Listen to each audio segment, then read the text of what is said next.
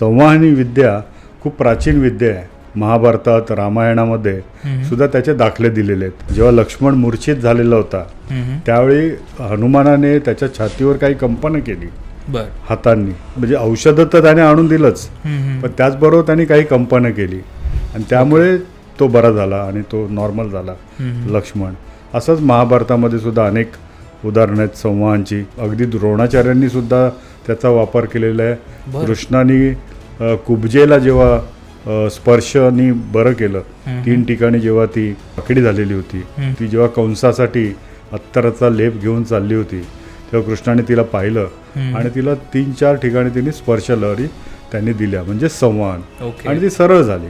जेव्हा भीष्माचार्य शरपंजरी होते ते सुद्धा एक संवाहन होतं की ज्यांना लवकर प्राण सोडायचा नव्हता आणि त्यांना काही उपदेश करायचे होते त्यावेळी सुद्धा त्यांना अर्जुनाने संवाहन केलेलं होतं. हे संवाहन म्हणजे एक थेरपी आहे ज्याने आपल्या शरीरातली स्पंदनं पूर्ववत करता येतात. हे जग जे चाललेलं आहे ना, हे सगळं स्पंदनांवर चाललेलं. बरेच पेशंट आहे की ज्यांना ऑपरेशनला जायचंच नाही आहे, ते आपल्याकडे येतात आणि मग ते ऑपरेशन त्यांचं वाचतं आणि ते बरे होतात. डॉक्टर राम भोसलेंनी ही विद्या पहिल्यांदा या जगामध्ये आणली.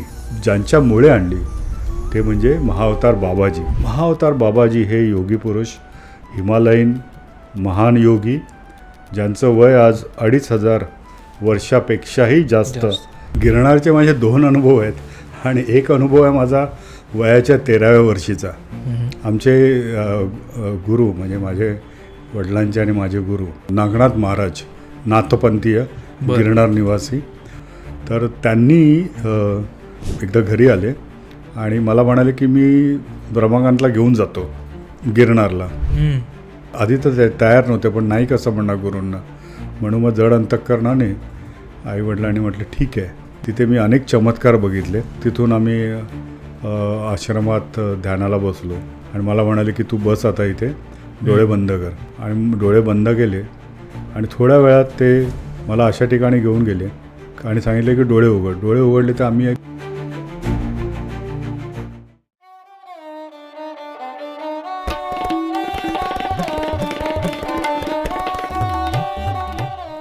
कॉस्मोस्टार मीडिया प्रेझेंट स्वीट टॉक्सच्या आजच्या पॉडकास्टमध्ये तुमच्या सगळ्यांचं मनापासून स्वागत. आजचा आपला जो पॉडकास्ट आहे तो तुम्हाला अत्यंत जवळचा आणि आवडीचा असणार आहे, कारण की आजच्या पॉडकास्टमध्ये आपण बऱ्याच गोष्टी कव्हर करणार आहोत. आम्ही एक मागे पण पॉडकास्ट केला होता ज्याच्यामध्ये डॉक्टर राम भोसले यांच्यावर आपल्याकडे जे रमाकांत देवरुखकर सर आहेत त्यांनी बऱ्याच गोष्टी सांगितल्या होत्या आणि त्या पॉडकास्टला तुम्ही प्रचंड रिस्पॉन्स दिला होता. सो त्या बाबतीत आपण काही अजून डॉक्टर राम भोसले यांचे अनुभव असतील किंवा मग संवाहन विद्येवरचे काही तुमचे प्रश्न होते त्यावरची उत्तरं असतील आणि इन जनरल म्हणजे आता आपण 2026कडे आता 26 सुरू होईल.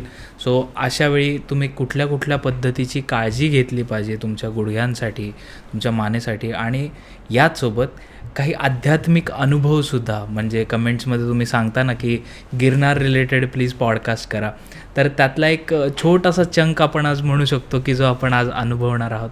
आणि याच्यासाठी आज आपल्यासोबत आहेत रमाकांत देवरुखकर सर. सर खूप खूप स्वागत आहे तुमचं आपल्या पॉडकास्टवर. आणि बऱ्याच दिवसांनी आपण पॉडकास्ट करतो, सो कसं वाटतंय तुम्हाला? छानच. तुमच्याकडे पॉडकास्ट करताना खूपच छान वाटतं. म्हणजे बऱ्याचशा गोष्टी या तुमच्या मंचावर शेअर करता येतात ज्या कुठेच शेअर करता येत नाहीत. सर तुमचा मागच्या पॉडकास्टचा एक्सपिरियन्स कसा होता हा प्लीज शेअर करा. खूपच म्हणजे मागे आपण जो संवाहांबद्दल जी माहिती दिली पहिल्यांदाच पॉडकास्टच्या माध्यमातून, डॉक्टर राम भोसले यांच्याबद्दल, त्यानंतर महाअवतार बाबाजींबद्दल, हिमालयीन अनेक साधू जे डॉक्टर राम भोसलेंना भेटले त्याबद्दल आपण माहिती दिली, त्यांचे जगप्रसिद्ध जे पेशंट्स होते त्याबद्दल आपण माहिती दिली. तर ही माहिती सगळ्यांना खूपच आवडली आणि बरेच चांगले कॉमेंट्स आले.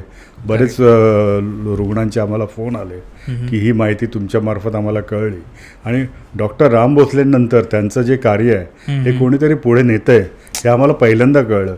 आम्ही पुस्तक तर वाचलं होतं आणि डॉक्टर राम भोसले तर आता हयात नाही आहेत म्हणजे, पण आम्हाला हे तरी माहीत पडलं की हे कार्य पुढे सुरू आहे. तर त्यामुळे खूपच चांगला फायदा या तुमच्या पॉडकास्टच्या माध्यमातून सगळ्यांचा झाला आहे आणि मलासुद्धा ही माहिती पोहोचवता आली सगळीच. त्याबद्दल खरोखर खूप खूप धन्यवाद. अरे वा. आणि माझा आज म्हणजे तुम्हाला हाच आग्रह असेल की अजून आम्हाला डॉक्टर राम भोसले यांच्याविषयी ऐकायला आवडेल, एकंदर संवहनविषयी तुमच्याकडून जाणून घ्यायला आवडेल. सो आजचा आपण पॉडकास्ट सुरू करूयात तुमच्या अनुमतीने. नक्कीच. आणि तत्पूर्वी मी फक्त प्रेक्षकांना सांगेन की अजूनही तुम्ही चॅनलला सबस्क्राईब केलं नसेल तर प्लीज सबस्क्राईब करा. म्हणजे जर कोणाला डॉक्टर राम भोसले यांच्याविषयी माहिती हवी असेल, जेव्हा ते यूट्यूबला सर्च करतील तेव्हा आपला हा जो पॉडकास्ट आहे हा सगळ्यात आधी त्यांना पाहायला मिळेल. तर सर सुरुवात करतो आणि पहिलाच तुम्हाला प्रश्न विचारतो की जसं तुम्ही सांगितलं की संवहन, तर काय आहे संवहन विद्या किंवा काय म्हणतात संवहन विद्याला? बरं, संवहन हा शब्द आपण जेव्हा उच्चारतो त्यावेळी प्रत्येकाला असं वाटतं संवहन म्हणजे संमोहन आहे का. हां हां हां हां. कारण संमोहन हा शब्द जास्त परिचयाचा आहे. करेक्ट. संमोहन म्हणजे हिप्नॉटिझम, पण संवाहन म्हणजे संमोहन नाही किंवा हिप्नॉटिझम नाही. संवाहनी विद्या खूप प्राचीन विद्या आहे. अगदी पुराण काळामध्ये महाभारतात रामायणामध्ये सुद्धा त्याचे दाखले दिलेले आहेत. जेव्हा लक्ष्मण मूर्छित झालेला होता त्यावेळी हनुमानाने त्याच्या छातीवर काही कंपनं केली हातांनी, जे काही स्पंदनं दिली त्याने तो परत, म्हणजे औषधं तर त्याने आणून दिलंच, पण त्याचबरोबर त्यांनी काही कंपनं केली आणि त्यामुळे तो बरा झाला आणि तो नॉर्मल झाला लक्ष्मण. असंच महाभारतामध्ये सुद्धा अनेक उदाहरणं आहेत संवहनची. संवहन म्हणजे एक थेरपी आहे ज्याने आपल्या शरीरातली स्पंदनं पूर्ववत करता येतात. हे जग जे चाललेलं आहे ना, हे सगळं स्पंदनांवर चाललेलं आहे. सगळीकडे स्पंदन आहेत. आपल्याला माहिती आहे बिग बँग थिअरी माहिती आहे. आणि मग तिथून ओम नावाचा जो ध्वनी आला तो प्रथम ध्वनी आपण ऐकला आणि सगळीकडे ओमकार तर आहेच. हा ध्वनी सगळ्यांमध्ये आहे, या ब्रह्मांडात आहे, आपल्या शरीरात आहे. तर आपल्या शरीरामधला जो ध्वनी आहे, आपल्या शरीरामध्ये जो नाद आहे, आपल्या शरीरामध्ये जी फ्रिक्वेन्सी आहे, जी स्पंदन आहेत, ती जेव्हा बॅलन्स अवस्थेत असतात तेव्हा आपण निरोगी असतो. आणि ही स्पंदनं जेव्हा बिघडतात, त्याची फ्रिक्वेन्सी जेव्हा बिघडते त्यावेळी आपण आजारी पडतो. तर संवहन तज्ज्ञ ही फ्रिक्वेन्सी नीट करतात कंपनांच्याद्वारे, व्हायब्रेशन्सच्याद्वारे, आणि ही हस्तस्पर्शाने किंवा इतरही काही टूल्स वापरून केली जातात. तर हा शोध म्हणजे रिइन्व्हेंट हे संवहनशास्त्र डॉक्टर राम भोसले यांनी केलं आणि हे अगदी सर्व प्रकारच्या आजारांवर, दुखण्यावर याचा फायदा होतो. मी जसं तुम्हाला सांगितलं की रामायणामध्ये पासून कृष्ण काळापासून अनेक दाखले आपल्याला देता येऊ शकतात की त्यावेळीसुद्धा, म्हणजे अगदी द्रोणाचार्यांनी सुद्धा त्याचा वापर केलेला आहे. कृष्णाने कुब्जेला जेव्हा स्पर्शनी बरं केलं, 3 ठिकाणी जेव्हा ती वाकडी झालेली होती, ज्याला आजच्या जमान्यात आपण कुबड येणं किंवा स्कोलोसिस होणं असं म्हणतो, आणि ती जेव्हा कंसासाठी अत्तराचा लेप घेऊन चालली होती तेव्हा कृष्णाने तिला पाहिलं आणि तिला 3-4 ठिकाणी तिने स्पर्शलहरी त्यांनी दिल्या, म्हणजे संवहन, आणि ती सरळ झाली. हा एक उल्लेख आपल्याला आढळतो. जेव्हा भीष्माचार्य शरपंजरी होते ते सुद्धा एक संवहन होतं की ज्यांना लवकर प्राण सोडायचा नव्हता आणि त्यांना काही उपदेश करायचे होते. त्यावेळी सुद्धा त्यांना अर्जुनाने संवहन केलेलं होतं. अर्जुनाला कृष्णाने संवहन केलेलं आहे त्याच्या गुडघ्यासाठी. हो, तर अशा अनेक उल्लेख अगदी पुराण काळापासून आपल्याला आढळून येतात. डॉक्टर राम भोसलेंनी ही विद्या पहिल्यांदा या जगामध्ये आणली आणि ही आणताना त्यांना ज्यांच्यामुळे आणली ते म्हणजे महाअवतार बाबाजी. महाअवतार बाबाजी हे योगी पुरुष, हिमालयीन महान योगी, ज्यांचं वय आज 2500 वर्षापेक्षाही जास्त म्हटलं जातं आहेत. ते अजूनही ते प्रत्येकाला दिसतात. त्यांनी ही विद्या डॉक्टर राम भोसलेंना शिकवली. आणि कसं होतं की डॉक्टर राम भोसले ही एक मराठी व्यक्ती, महाराष्ट्रात जन्माला आलेली, सातारा त्यांचं जन्मस्थान, आणि मग तिथून ते अनेक त्यांच्या आयुष्यात स्थित्यंतर आली. डॉक्टर बनायचं होतं पण त्यांना ते बनता आलं नाही. नित्यानंद स्वामी म्हणून गणेशपुरी वज्रेश्वरीचे, त्यांनी त्यांना आशीर्वाद दिला आणि त्यांना सांगितलं की तू बाहेर जा, फॉरेनला जा. फॉरेनला गेले. फॉरेनला जाऊन ते जे लंडनचा राजा आहे त्या राजाकडून राजाचा जो राजवैद्य होता त्याच्याकडे हे सगळं विद्या शिकले. म्हणजे आज जी आपण म्हणतो प्रगत की ऑस्टिओपॅथी, कायरोप्रॅक्टिक, बोन सेटिंग यासारख्या ज्या वेगवेगळ्या विद्या आहेत, शरीराला वेगवेगळं बरं करणं आणि नॅचरल हिलिंग्स, ह्या सगळ्या विद्या त्या शिकले. बरं. म्हणजे व्हिएन्नापासून ते लंडनपर्यंत त्यांचा प्रवास हा सगळ्या शिक्षणामध्ये गेला. ओके. म्हणजे त्यांची स्टोरी खूप मोठी आहे, पण मी अगदी थोडक्यात सांगतो. पूर्वीच्या पॉडकास्टमध्ये मी सांगितलेली आहेच. तर तिथून शिकल्यानंतर ती जी विद्या होती ती सगळी त्यावेळची मॉडर्न विद्या होती, म्हणजे जेव्हा ते शिकत होते त्यावेळी. आणि 5th जॉर्जला त्यांनी ट्रीट केलेलं होतं त्यावेळी. पण जेव्हा ते इथे आले भारतामध्ये परत, आणि भारतात आल्यानंतर त्यांनी परत नित्यानंद स्वामींना भेटले. इथून ते काही कारणास्तव त्यांना पलायन करावं लागलं होतं हिमालयात. आणि हिमालयात जेव्हा ते एक दिवशी उभे होते तर अचानकपणे एक साधू त्यांच्यासमोर आला आणि अक्षरशः प्रगट झाल्यासारखा. आणि त्यांना विचारलं की क्या चाहिए तुझे, यहाँ क्यों आया हो, कुछ चाहिए क्या. तर म्हणे तू काय देणार म्हणे साधू मला, इथे काय या जंगलामध्ये आणि या ठिकाणी तू मला काय देणार देऊन. आता काय होतं की वेस्टर्न कंट्रीजमध्ये राहिलेले, म्हणजे लंडन, युरोपमध्ये डॉक्टर राम भोसले राहिले होते, त्यामुळे त्यांना अनेक व्यसनं होती. त्यामध्ये ते विस्की, सिगारेट, सिगार, त्याच्यानंतर चरस, गांजा, अफीम यासारखी ते घ्यायचे, नॉनव्हेज, अशा प्रकारचे प्रचंड मटेरियल लाईफ ते त्यावेळी जगत होते.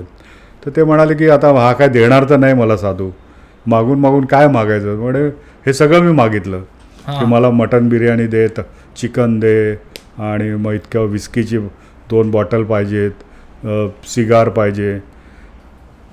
आणि तो साधू 1-2 मिनटं डोळे बंद केले. जा म्हणे त्या गुहेमध्ये हे सगळ्या वस्तू ठेवलेल्या आहेत, जा आणि त्याचं प्राशन कर. म्हणजे कशाला उगाचच तुम्ही हे करताय. म्हणजे जा. आणि गेलं तर अगदी गरमागरम ताट तिथे भरलेलं होतं. आणि मग त्यांनी तिथे त्याचा आस्वाद घेतला आणि इतक्यात झोपी गेले ते तिथेच गुहेमध्ये. आणि त्यांच्या कानात कोणीतरी आवाज दिला की तू आत्ता ज्यांना भेटलास ते कोण आहेत तुला माहीत आहे का. तर ते आहेत महाअवतार बाबाजी. मग त्यांना प्रकाश पडला की अरे महाअवतार बाबाजी होते ते. आणि मग त्यांना महाअवतार बाबाजींबरोबर त्यांचा बराच परिचय झाला. बरेच काळ त्यांनी तिथे त्यांच्याबरोबर सानिध्यात घालवले. तिथली गुरुपौर्णिमा त्यांनी दाखवली हिमालयातली. हिमालयात त्यांना पुस्तकं वाचायला पाहिजे होती, ती त्यांनी दिली. जे जे पाहिजे होतं ते त्यांना दिलं. गुरुपौर्णिमेमध्ये त्यांना वेगवेगळे आपले म्हणजे निवृत्ती, ज्ञानदेव, सोपान, मुक्ताबाई, मीराबाई, दत्त भगवान, सगळे संत हे सगळे दिसले. त्यांच्या परंपरेने ते तिथे काजव्याच्या रूपात आले आणि मग त्यांनी तो समारंभ केला होता. हे आपण एकदा बोललेलो आहोत. तर तो कार्यक्रम त्यांना पाहायला मिळाला. हिमालयात असताना त्यांना शोणाचा रथ पाहायला मिळाला, त्याच्यावर हिरे माणकं जडवलेली होती, ते त्यांना तिकडे पाहायला मिळालं. एकदा ते महाअवतार बाबाजी त्यांना त्यांच्या गुरूंना भेटायला घेऊन गेले होते. तर त्यांचे गुरु म्हणजे भद्रभाऊ. भद्रभाऊंना ते भेटले. भद्रभाऊ म्हणाले क्या चाहिए तुझे बताओ. तर म्हणे मैं क्षत्रिय हूँ, क्षत्रिय कभी मागते नाही, असं एक तोरा होता त्यावेळेचा त्यांचा. तर असं हिमालयात ते जेव्हा हे करत होते त्यावेळी एकदा एका साधूला मसाज देत असताना, संवाद विद्या देत असताना, संवाद तोपर्यंत त्यांना इतकं माहीत नव्हतं, मसाज देत होते ते. ऑस्टिओपॅथी, कायरोप्रॅक्टिक यासारख्या बॉडी मॅनिप्युलेशनच्या टेक्निक्स ते करायचे. ते करत असताना म्हणजे महाअवतार बाबाजींनी सांगितलं की या साधूला तू ट्रीट करशील का. त्याने सुरू केलं. 1 तास झाला, 2 तास झाला, तर ते साधू काय थांब म्हणे ना. आणि मग काही तासांनंतर डॉक्टर राम भोसले त्यांना पाया पडायला पुढे वाकले की बाबा आता मी हरलो आणि ते मूर्छित होणार. इतक्यात त्यांनी त्यांच्या मानेवर एका ठिकाणी स्पर्श केला आणि ते परत पूर्वीपेक्षा ताजेतवाने झाले. म्हणजे हीच विद्या मला जाणून घ्यायची आहे. पण त्या साधूंनी काय त्यांना ती विद्या शिकवली नाही. पण मग डॉक्टर राम भोसलेंना महाअवतार बाबाजींनी हम्म. क्रियायोग शिकवला, क्रियायोगाची दीक्षा दिली. तू आता क्रियायोग कर, हे सगळ्यात व्यसनांच्या मागे वगैरे त्यांनी काही त्यांना फोर्स नाही केला ओके. की बाबा हे तू बंद कर वगैरे. हम्म. हे कालांतराने डॉक्टर राम भोसलेंनी ते सगळं बंद केलं. त्याची वेगळी कारणं होती. पण मग क्रियायोगाबरोबर मग त्यांनी व्हायब्रेशनल मसाज, या जगामधली स्पंदनं काय आहेत, हम्म. ही स्पंदनं कशी आपल्याला नीट करता येऊ शकतात. आजारी पडतो माणूस म्हणजे तो बिघडतो म्हणजे फक्त त्याची स्पंदनं बिघडलीत, हां. त्या स्नायूंची स्पंदनं आहेत, त्या ऑर्गनची स्पंदनं आहेत. ती स्पंदनं किंवा त्याची फ्रिक्वेन्सी ही बदललेली आहे. ती फ्रिक्वेन्सी आपल्याला जागेवर आणायची आहे. आपण आजाराला बरं करत नाही आहे, हां. कारण आपण फक्त माध्यम आहोत. आपण माध्यमाने आपण बरं करतो. आपण कोणीही हिलर स्वतः आपण बरं करत नाही आहे. ओके. आपण डिवाईन शक्तीचा वापर करून आपण हिलिंग करतोय. वा. ते त्यांना तिथून ते ज्ञान मिळालं आणि मग तिथून त्यांच्या जीवनाला कलाटणी मिळाली आणि तिथून संवाहन विद्या ही त्यांनी पुढे आणली. हां. आणि ही व्हायब्रेशनल हिलिंग ही कंपनं कशी द्यायची, काय द्यायची याचा अभ्यास करत करत मग त्याची प्रॅक्टिस त्यांनी सुरू केली. आणि प्रचंड प्रॅक्टिस त्यांनी केली. नित्यानंद स्वामींनी त्यांना मार्गदर्शन केलं.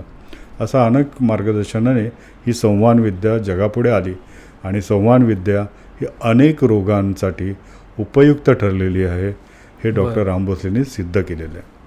वा वा, तुम्ही एवढं सुंदर उत्तर दिलं आहेत. सो अर्थातच त्याच्यासोबत काही प्रश्न पण आता निर्माण झालेत, ते मला विचारावेसे वाटतील. मागच्या पॉडकास्टच्या कमेंट सेक्शनमध्ये बऱ्याच लोकांना आपला विषय जो आहे हा खूप आवडला. म्हणजे संवाहन काय आहे हे त्यांना कळालं, पण संवाहन नेमकं कोणत्या कोणत्या गोष्टींसाठी त्यांना फायद्याचं ठरू शकतं, तर ह्याबद्दल तुम्ही काय सांगाल? संवाहन विद्या बघा, बरेचसे आजार हे आपल्या शरीरात जसे असतात तसे मनातसुद्धा असतात आणि इमोशन्स आपल्या प्रत्येक ऑर्गन्समध्ये असतात.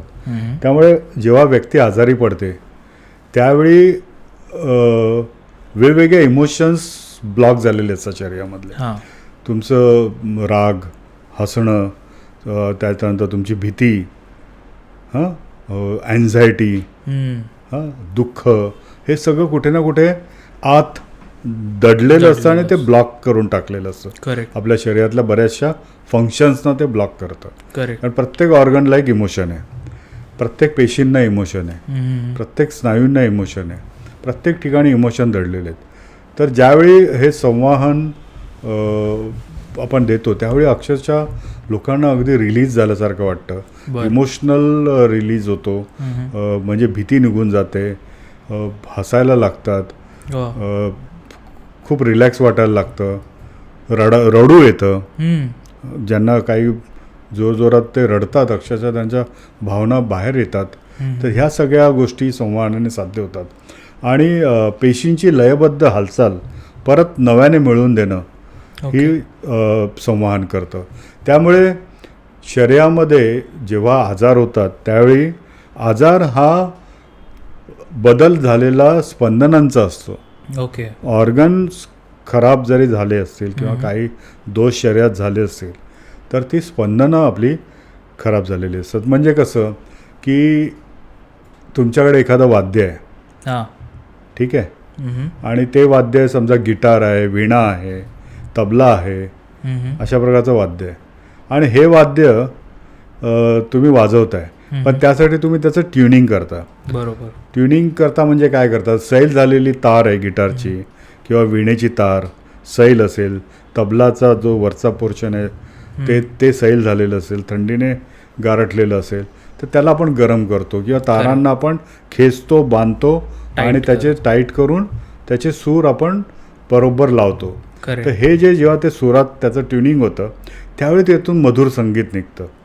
आणि हे जे संगीत आपण ऐकतो, जर त्या सैल झालेल्या तारा ना आपण वाजवलं तर आपल्याला म्युझिक नाही मिळणार, संगीत नाही मिळणार, किंवा मिळालं तरी काहीतरी विचित्र आपल्याला ऐकायला येईल किंवा विचित्र तबला ऐकायला येईल. त्यामुळे त्यासाठी जे ट्युनिंग केलं की आपण छानपैकी ऐकतो, हे सगळ्यांना माहीत आहे. तसंच आपल्या शरीरामध्ये आपण आजारी पडलो की आपल्याला वेगवेगळी औषधं, ऑपरेशन्स आणि इतर गोष्टी करण्यापेक्षा आपल्याला ट्युनिंग करणं आवश्यक असतं आपल्या शरीराचं. तर आपल्या शरीरामध्ये वेगवेगळ्या म्हणजे आपल्याला मज्जारज्जू ज्याला आपण कुंडलिनी म्हणतो, स्पाईन आहे, स्पायनल कॉर्ड आहे, जिथून आपले सगळे नर्वस सिस्टम सगळीकडे सप्लाय, तर ती आपल्या एक विणेसारखी आहे असं समजा तुम्ही. आणि त्यामध्ये वेगवेगळी तारा आहेत. त्या तारांना आपण स्टिम्युलेट केलं, किती स्पंदनं, किंवा त्या स्पाईनला आपण रिज्युनेट केलं, त्याचं रिजिडिटी काढली, त्यांची जर आपण ट्युनिंग केलं, त्या तारा नीट बांधल्या, स्पाईनवरनं स्पर्श आपण फिरवला, व्हायब्रेशन्स दिले त्याला उपयुक्त संवाहांचे, तर मग ती परत त्याचं संगीत वाजायला लागतं आणि मग ते सप्तसुरामध्ये ते वाजतं आणि मग आपल्याला त्याचे आजार, जे नर्वस सिस्टमचे आजार, नर्वस सिस्टम ॲक्टिव्ह झाली की इतर गोष्टीचं पण ट्युनिंग होतं आणि मग मेंदूपासून सतत येणारी आपली कुंडलिनी ही जागृत होते, सुषुम्ना नाडी जागृत होते, सुषुम्ना नाडी खूप छान काम करायला लागते आणि इडा पिंगळा बॅलन्समध्ये होते. आणि ह्या सगळ्या नाड्या जर बॅलन्समध्ये आल्या, सुषुम्ना नाडी जर जोरात काम करायला लागली, बॅलन्समध्ये आली, त्याचं ट्युनिंग झालं, तर आपण बरे होतो. मग आपण ते आजार कुठले आहेत, मग आपल्याला बाबा डोकेदुखी आहे, मायग्रेन आहे, आपल्या कानात आपल्याला ऐकायला येत नाही, डोळ्यांचे त्रास आहेत, चेहऱ्याचे त्रास आहेत, वेगवेगळ्या प्रकारची आपल्याला सर्दी आहे, कोल्ड आहे, कफ आहे, अस्थमा आहे, ब्रॉन्कायल अस्थमा आहे, ॲलर्जिक ब्रॉन्कायटिस आहे, स्किनचे आजार आहेत, मणक्यांचे आजार आहेत, स्पॉन्डेलायटिस आहे, स्लीप डिस्क झालं आहे, सायटिका झालं आहे, गुडघेदुखी आहे, रुमॅटॉइड आर्थरायटिस आहे, टाचदुखी झाली आहे, पोटाचे आजार आहे, वजन वाढतं आहे, वजन कमी होतं आहे, भूक लागत नाही, नॉशिया आहे, ॲसिडिटी, असे आणि अंग दुखतं आहे, कशाची इच्छा नाही आहे, झोपून राहावंसं वाटतं आहे, शरीर जड झालं आहे, हे सगळ्या म्हणजे वेगवेगळी आपण मग त्याला आपण नावं दिली या सगळ्या आजारांना. पण शेवटी काय आहे की हे आपल्याला हे ऑफ ट्यून झालेलं आहे, त्याला आपल्याला ट्यून करायचं आहे, त्यांची स्पंदनं जागेवर आणायची आहेत. त्यासाठी हे शास्त्र आहे, हे शास्त्र खूप उपयुक्त आहे आणि हे शास्त्र सगळ्यांनी जर शिकून घेतलं तर इव्हन घरच्या घरीसुद्धा आपण हे उपचार करू शकतो. त्यामुळे डॉक्टर राम भोसलेंचं कार्य आम्ही पुढे नेतो आहे आणि याचं शिक्षणसुद्धा आम्ही अनेक वर्ष द्यायचं आता सुरू आहे. कारण डॉक्टर राम भोसलेंनी ज्यावेळी त्यांनी देह ठेवायचा होता त्याचे 1 आठवडा आधी त्यांनी मला बोलावून हे कार्य तुला पुढे न्यायचं आहे हे त्यांनी सांगितलेलं होतं. आणि त्यानंतर काही वर्षांनी त्यांचे चिरंजीव अनिल भोसले, त्यानंतर त्यांचे काही स्टुडंट होते, सकपाळ सर म्हणून, त्याच्यानंतर आझाद हिंद मंचाचे अध्यक्ष आबासाहेब राऊत, कुलकर्णी साहेब, असा सगळा सिनियर जो ग्रुप होता हे सगळे एकदा माझ्याकडे आले आणि त्यांनी सगळं जो डॉक्टर राम भोसलेंचं जे साहित्य होतं, जे काय त्यांच्याकडचं महत्त्वाचे कागदपत्र होते, कोर्स मटेरियल होतं, हे सगळं त्यांनी माझ्या स्वाधीन केलं आणि त्यांनी सांगितलं की हे काम तुम्हाला आता सुरू करायचं आहे आणि हे तुम्हाला पुढे न्यायचं आहे. तरीसुद्धा काही वर्ष हे काम सुरू नव्हतं झालं, त्यालासुद्धा मला वाटतं 3-4 वर्ष जावी लागली. आणि मग कोविडच्या काळामध्ये हे संवाहन शिक्षणाचं काम सुरू झालं आणि आत्तापर्यंत आपण 14 बेसिकच्या बॅचेस आणि ॲडव्हान्स जवळजवळ रेसिडेन्शियल कोर्स आपले 3 झालेले आहेत आत्तापर्यंत कोविडनंतर. आणि हे कार्य आता सुरू आहे संवाहन विद्या शिकवण्याचं. अशा प्रकारे संवाहांचा प्रसार डॉक्टर राम भोसलेंना जो अपेक्षित होता त्या पद्धतीने आता आपण करत आहोत. वा सर, आता संवाहन काय आहे तर तुम्ही सांगितलं, पण संवाहन हे किती प्रभावी आहे हे आम्हाला एखादा डॉक्टर राम भोसले यांच्या अनुभवावरून प्लीज सांगा. अनेक अनुभव आहेत. त्यांनी आत्तापर्यंत अनेक पेशंट्सना ट्रीट केलेलं आहे. त्यामध्ये माझे वडीलसुद्धा स्वतः त्यात पेशंट होते. त्यानंतर एकदा काय होतं की जिनेवा इथे एक जगप्रसिद्ध जे मसाज तज्ज्ञ होते त्यांची एक परिषद भरलेली होती आणि या परिषदेमध्ये डॉक्टर राम भोसलेंना आमंत्रित करण्यात आलं होतं. आणि सगळ्यांना माहीत होतं की डॉक्टर राम भोसले खूप नामांकित आहेत, अनेक देशांच्या राष्ट्राध्यक्षांना वगैरे पंतप्रधानांना सुद्धा ते ट्रीट करतात, त्यामुळे त्यांचं नाव खूप झालेलं होतं. तर त्यांनी त्यांना आमंत्रित केलेलं होतं. अनेक वेगवेगळ्या देशातून सगळे तज्ज्ञ आले होते. तर त्या परिषदेचे जे अध्यक्ष होते त्यांनी डॉक्टर राम भोसलेंना सांगितलं मंचावरून की आम्ही तुमचं नाव खूप ऐकतोय, तुम्ही जी ही काम करताय संवहन विद्या, तर आम्हाला त्याचं डेमॉन्स्ट्रेशन बघायचं आहे. बर. तर डॉक्टर राम भोसले म्हणाले ठीक आहे, मी करतो डेमॉन्स्ट्रेशन. पण पेशंट कोण? तर म्हणे अध्यक्ष म्हणाले की मीच, अच्छा, माझ्यावरच तुम्ही हा प्रयोग करा. आणि मग तिथे सगळं ते स्टेजवर त्यांनी सांगितल्या पद्धतीने टेबल मागवण्यात आलं, ज्या गोष्टी पाहिजे होत्या सगळं मागवण्यात आलं. आणि डॉक्टर राम भोसलेंनी सांगितलं की त्यांनी एक चिठ्ठी लिहिली आणि त्या चिठ्ठीमध्ये काहीतरी लिहिलं आणि ती चिठ्ठी त्यांनी त्यांच्या कोटाच्या खिशात टाकली, अध्यक्षांच्या. बर. ट्रीटमेंट सुरू व्हायच्या आधी. हां. ठीक आहे.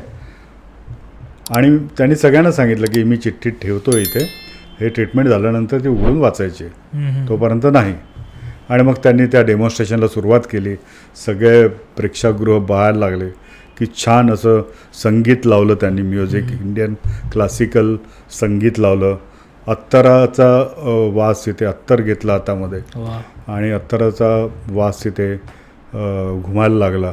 आणि त्या मंद संगीतावर त्यांनी संवहन व्हायब्रेशनल मसाज सुरू केला.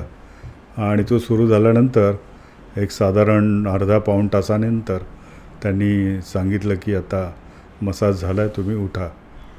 अध्यक्ष उठले, एकदम इतके आनंदित झाले की मला प्रचंड, आजपर्यंत मी इतके मसाज घेतले पण आज पहिल्यांदा हा जो मसाज घेतला त्याने माझं शरीर कापसासारखं आहे, हलकं झालं आहे. जे जड शरीर वाटत होतं असं वाटतं की माझं शरीर फक्त 5 किलोचं आहे. जो 100 किलोची व्यक्ती सांगत होता की इतकं हलकं झालेलं आहे. आणि त्यांनी कपडे घातले, माईकसमोर येऊन त्यांनी सगळ्यांना संबोधित केलं. इतक्यात डॉक्टर राम भोसले म्हणाले की मी तुमच्या कोटाच्या खिशात एक पेपर ठेवला आहे, तो जरा वाचून दाखवता का सगळ्यांना? तर ते म्हणे हो नक्कीच दाखवतो. त्यांनी खिशातनं तो पेपर काढला आणि वाचला की मी तुम्हाला हा जो मसाज देत असताना, संवहन देत असताना, मी सर्वात शेवटी तुमच्या मज्जातंतूंवर एक हलकासा झटका देईन आणि त्यावेळी तुम्ही कोट घालाल पण तुम्ही पॅन्ट घालायला विसराल. ती विस्मृती तुम्हाला क्षणिक होईल. आणि सगळे पाहायला लागले आणि ते पण पाहायला लागले की अरे मी कोट तर घातलाय पण मी पॅन्टच, विजारच घातली नाहीये, पॅन्टच घातली नाहीये. आणि म्हणजे ते सांगून त्यांनी ते केलं. म्हणजे इतकं त्यांचा तो कंट्रोल होता डॉक्टर राम भोसलेंचा या विद्येवर की त्यांना ते माहीत होतं की कुठली गोष्ट कुठे स्पर्श केला, कुठल्या नर्व्सना आपण, नाड्यांना आपण एखादा झटका दिला, ट्रीट केलं तर काय काय होऊ शकतं. क्षणिक सुद्धा ते, म्हणजे वेगवेगळ्या शरीरातले जे मर्म आणि ज्या गोष्टी आहेत त्याचा इतका प्रचंड गाढा अभ्यास होता त्यांचा. आणि सगळे टाळ्याच्या गजरामध्ये त्यांना तिथे डॉक्टरेट आणि सगळा त्यांना सन्मान मिळाला. तर अशी एक गोष्ट, ही जगप्रसिद्ध गोष्ट ही तुम्हाला मी सांगितली आता. तर सर, एवढा आपण हा सुंदर अनुभव ऐकला. मला परत थोडं संवहन रिलेटेड आता विचारावं असं वाटेल. मगाशी तुम्ही उल्लेख करताना मसाज सांगितलं, तर मग नॉर्मल मसाज आणि संवहनमध्ये काय फरक आहे हा एक प्रश्न. आणि त्याला जोडून एक विचारायचं आहे की कोणीही संवहन शिकू शकतं का? ओके, ठीक आहे. पहिल्या प्रश्नाचं उत्तर देतो की संवहन आणि मसाज यामध्ये काय फरक आहे का? संवहन हा सुद्धा एक मसाज आहे, पण तो मसाज दिला जातो पेशींना, फेशियाला आणि वेगवेगळ्या आपल्या शरीराच्या नर्वस सिस्टमवर, हा किंवा स्पाईनवर. आणि नॉर्मल मसाज जो असतो तो आपण स्नायूंवर देतो. तर हा त्यातला फरक आहे. त्यामुळे संवहन देत असताना संवहन म्हणजे बॅलन्सकडे घेऊन जाणं. त्याचा जर फोड केली त्या शब्दाची, तर सम अधिक वहन म्हणजे समकडे घेऊन जाणं. सम म्हणजे बॅलन्स, संवहन तिथे नेणं. म्हणजे शरीरामध्ये ज्या काही दोष आहेत त्यांना बॅलन्सकडे नेणं. म्हणजे पेशींचं असो किंवा शरीरातलं फ्लुईड असो, शरीरामधलं वेगवेगळे एलिमेंट्स असो, शरीरामधला वात असो, वात पित्त कफ असो, आणि म्हणजे आपल्या शरीरामध्ये पंचतत्व जशी आहेत, पृथ्वी आप तेज वायू आकाश, यांचा बॅलन्स करणं. आपल्या लिम्फॅटिक सिस्टम आहे, आपल्या शरीरामध्ये जे तंतुमय जाळं आहे फेशिया, त्याचा बॅलन्स करणं, त्याच्यामध्ये अडकलेले भावभावनांचा निचरा करणं, त्याच्यामधनं पोषण देणं, न्यूट्रिशन देणं, वेगवेगळ्या ऑर्गनचे फंक्शन्स वाढवणं. म्हणजे स्प्लीन हे अतिशय इम्पॉर्टंट फंक्शन आहे त्याचं, की त्याचं शरीरामध्ये जे काय आपण अन्न घेतो त्याचं ट्रान्सफॉर्मेशन आणि ट्रान्सपोर्टेशन, म्हणजे त्याच्यात जे रूपांतर करणं, रस रक्त मांस मेद असते मज्जाशुक्र, हे जे आपण सप्तधातू म्हणतो, त्याचं जे रूपांतर करण्याचं जे काम आहे रसातून, ते स्प्लीनच्या द्वारे ते होत असतं. आणि मग ते झालेलं जो न्यूट्रिशन आहे, न्यूट्रिएंट्स आहे, ते वेगवेगळ्या भागात पोचवणं, त्याचं फंक्शन सुधारणं, लिव्हरचं फंक्शन सुधारणं, गॉल ब्लॅडरचं फंक्शन सुधारणं, किडनी, चेस्ट एरिया, आपल्या मेंदूचं फंक्शन, या सगळ्यांमध्ये फंक्शन सुधारणं, त्याचे इमोशन्स सुधारणं, या सगळ्याचा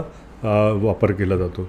आपलं शरीर हे स्वस्तच आहे, फक्त त्याचा बॅलन्स गेलेला आहे. आपण असं कधी म्हणू नये, कारण ह्या जगामध्ये सगळे काही संपूर्ण आहेत. पूर्णमदम पूर्णमिदम, आपल्याला माहीत आहे की हे सगळं काही पूर्ण आहे.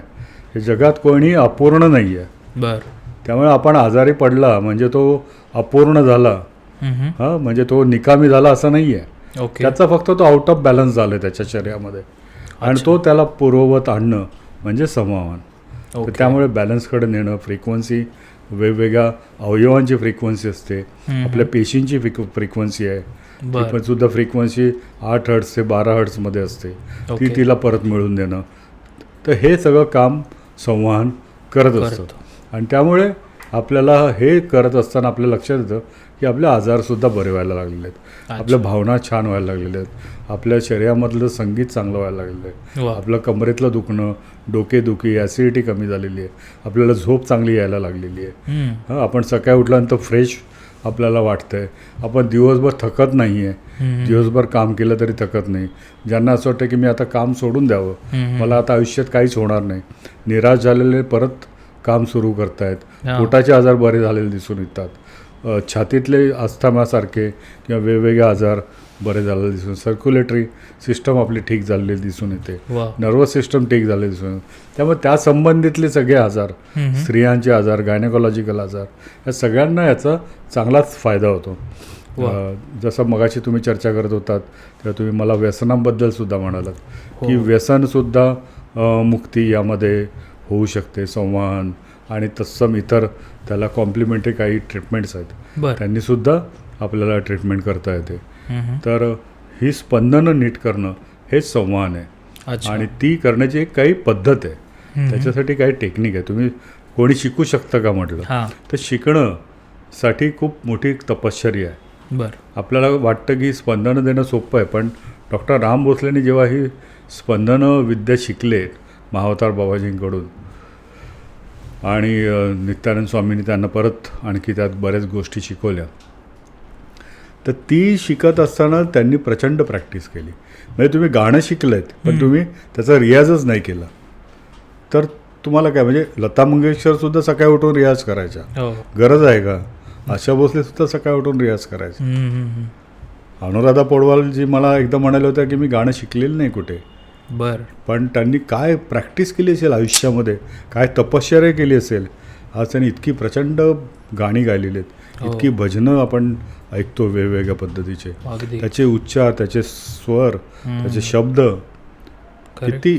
किती श्लोक मंत्राच त्यांनी म्हटलेले आहेत. आता हे कुठून आलं, हा बॅलन्स कुठून आला, म्हणजे काय तपश्चर्या असेल. तर तशा प्रकारची तपश्चर्या एखाद्या हिलरला, ट्रीटमेंट देणाऱ्याला ही करावी लागते. त्यासाठी डॉक्टर राम भोसलेंनी मेडिटेशन, डिवाईन हेल्प मागणं, आपण एक माध्यम आहोत हे म्हणणं, कशी वेगवेगळ्या देवतांची आपल्याला मदत मिळेल, या जगामधल्या नेचरमधनं आपल्याला काय मिळेल, समुद्रातनं कुठली एनर्जी मिळेल, अवकाशातनं कुठली एनर्जी मिळेल, देवदूतांकडून कुठली एनर्जी मिळेल, देवांकडून कुठली आपल्याला एनर्जी मिळेल, त्या सगळ्याचा वापर करून वा. म्हणजे पृथ्वी, आप, तेज, वायू, आकाश या सगळ्याचा वापर, देवांचा वापर, मीडिया, तर ते सगळ्यांकडनं एनर्जी घेऊन आपण एक मीडियम आहोत आणि हे माध्यम वापरून आपण हील करतो. त्यासाठी ते कसं वापरायचं, काय करायचं, आपले व्हायब्रेशन्स, आपली स्पंदनं प्युअर पाहिजेत. जर मला कोणाला स्पंदनं द्यायची आहेत, मला कोणाला हील करायचं आहे, तर मला पहिल्यांदा प्युअर व्हायला लागतं. मी जर प्युअर नसेल, मी शुद्ध नसेल, तर ती व्हायब्रेशन तशी वाहणार नाहीत. अगदी बरोबर. जी हिलिंग व्हायब्रेशन्स आहेत, जे बरं होण्यासाठी लागणारी व्हायब्रेशन्स आहेत, ही हिलिंग व्हायब्रेशन्स म्हणतो त्याला आम्ही. ती व्हायब्रेशन्स, ती स्पंदनं वाहण्यासाठी तुम्ही योग्य असणं आवश्यक आहे. मग ती योग्यता कशी आपली मिळवायची, त्यासाठी काय साधना करायची, हे फार महत्त्वाचं. हे डॉक्टर राम भोसले नेहमी आम्हाला शिकवायचे की कशा प्रकारची आपण स्वतः साधना करायला पाहिजे, आपला आहार विहार कसा असायला पाहिजे, आपले विचार कसे असायला पाहिजेत, ह्या सगळ्या गोष्टी चा खूप महत्त्वाचा रोल आहे. आणि मग एकदा ही व्हायब्रेशन्स मिळाली की आपल्याला त्याची सुद्धा ती ॲम्प्लिफाय करायला लागतात. ओके. असं नाही की तुमच्याकडे हिलिंग व्हायब्रेशन्स आले म्हणजे झालं, म्हणजे तुम्हाला गाणं आलं म्हणजे झालं, तसं नाही आहे. तुम्हाला सकाळ, दुपार, रात्री रियाज करा, प्रॅक्टिस करा, वाजवण्याची प्रॅक्टिस करा, गाण्याची प्रॅक्टिस करा आणि ते ॲम्प्लिफाय करा. तर ॲम्प्लिफाय करण्यासाठी काय करायचं, तर ॲम्प्लिफाय करण्यासाठी म्हणजे ही सतत ऊर्जा वाढायला पाहिजे, व्हायब्रेशन्स यायला पाहिजेत, प्युअरिटी यायला पाहिजे. तर त्यासाठी सतत मेडिटेशन करणं, त्यानंतर सत्पुरुषांच्या सानिध्यात राहणं, वेगवेगळ्या मंदिरांमधल्या जी एनर्जी असते ती आपल्यामध्ये ॲब्सॉर्ब करून घेणं, चांगली प्रवचनं ऐकणं, पुस्तकं वाचणं, स्वाध्याय करणं आणि ह्या सगळ्या गोष्टींचा वापर आपल्याला करणं आवश्यक असतं. आणि मग आपल्याला ह्या समाजात वावरताना आपण कसं वागतो आहोत लोकांशी, कशा पद्धतीने आपण आपल्या रुग्णांना पाहतोय, हा रुग्ण आहे तर त्याच्याकडे पाहताना आपण कुठल्या पद्धतीने त्याचा विचार करतोय, त्याच्या पहिल्यांदा तर आपल्याला त्या रुग्णाला ॲक्सेप्ट करायला पाहिजे की ज्या पद्धतीने तो आपल्याकडे आला आहे त्या पद्धतीने त्याला ॲक्सेप्ट करायला पाहिजे आणि मग त्याला ट्रीट करायला पाहिजे. तर त्या सगळ्या गोष्टी त्यामध्ये समाविष्ट असतात.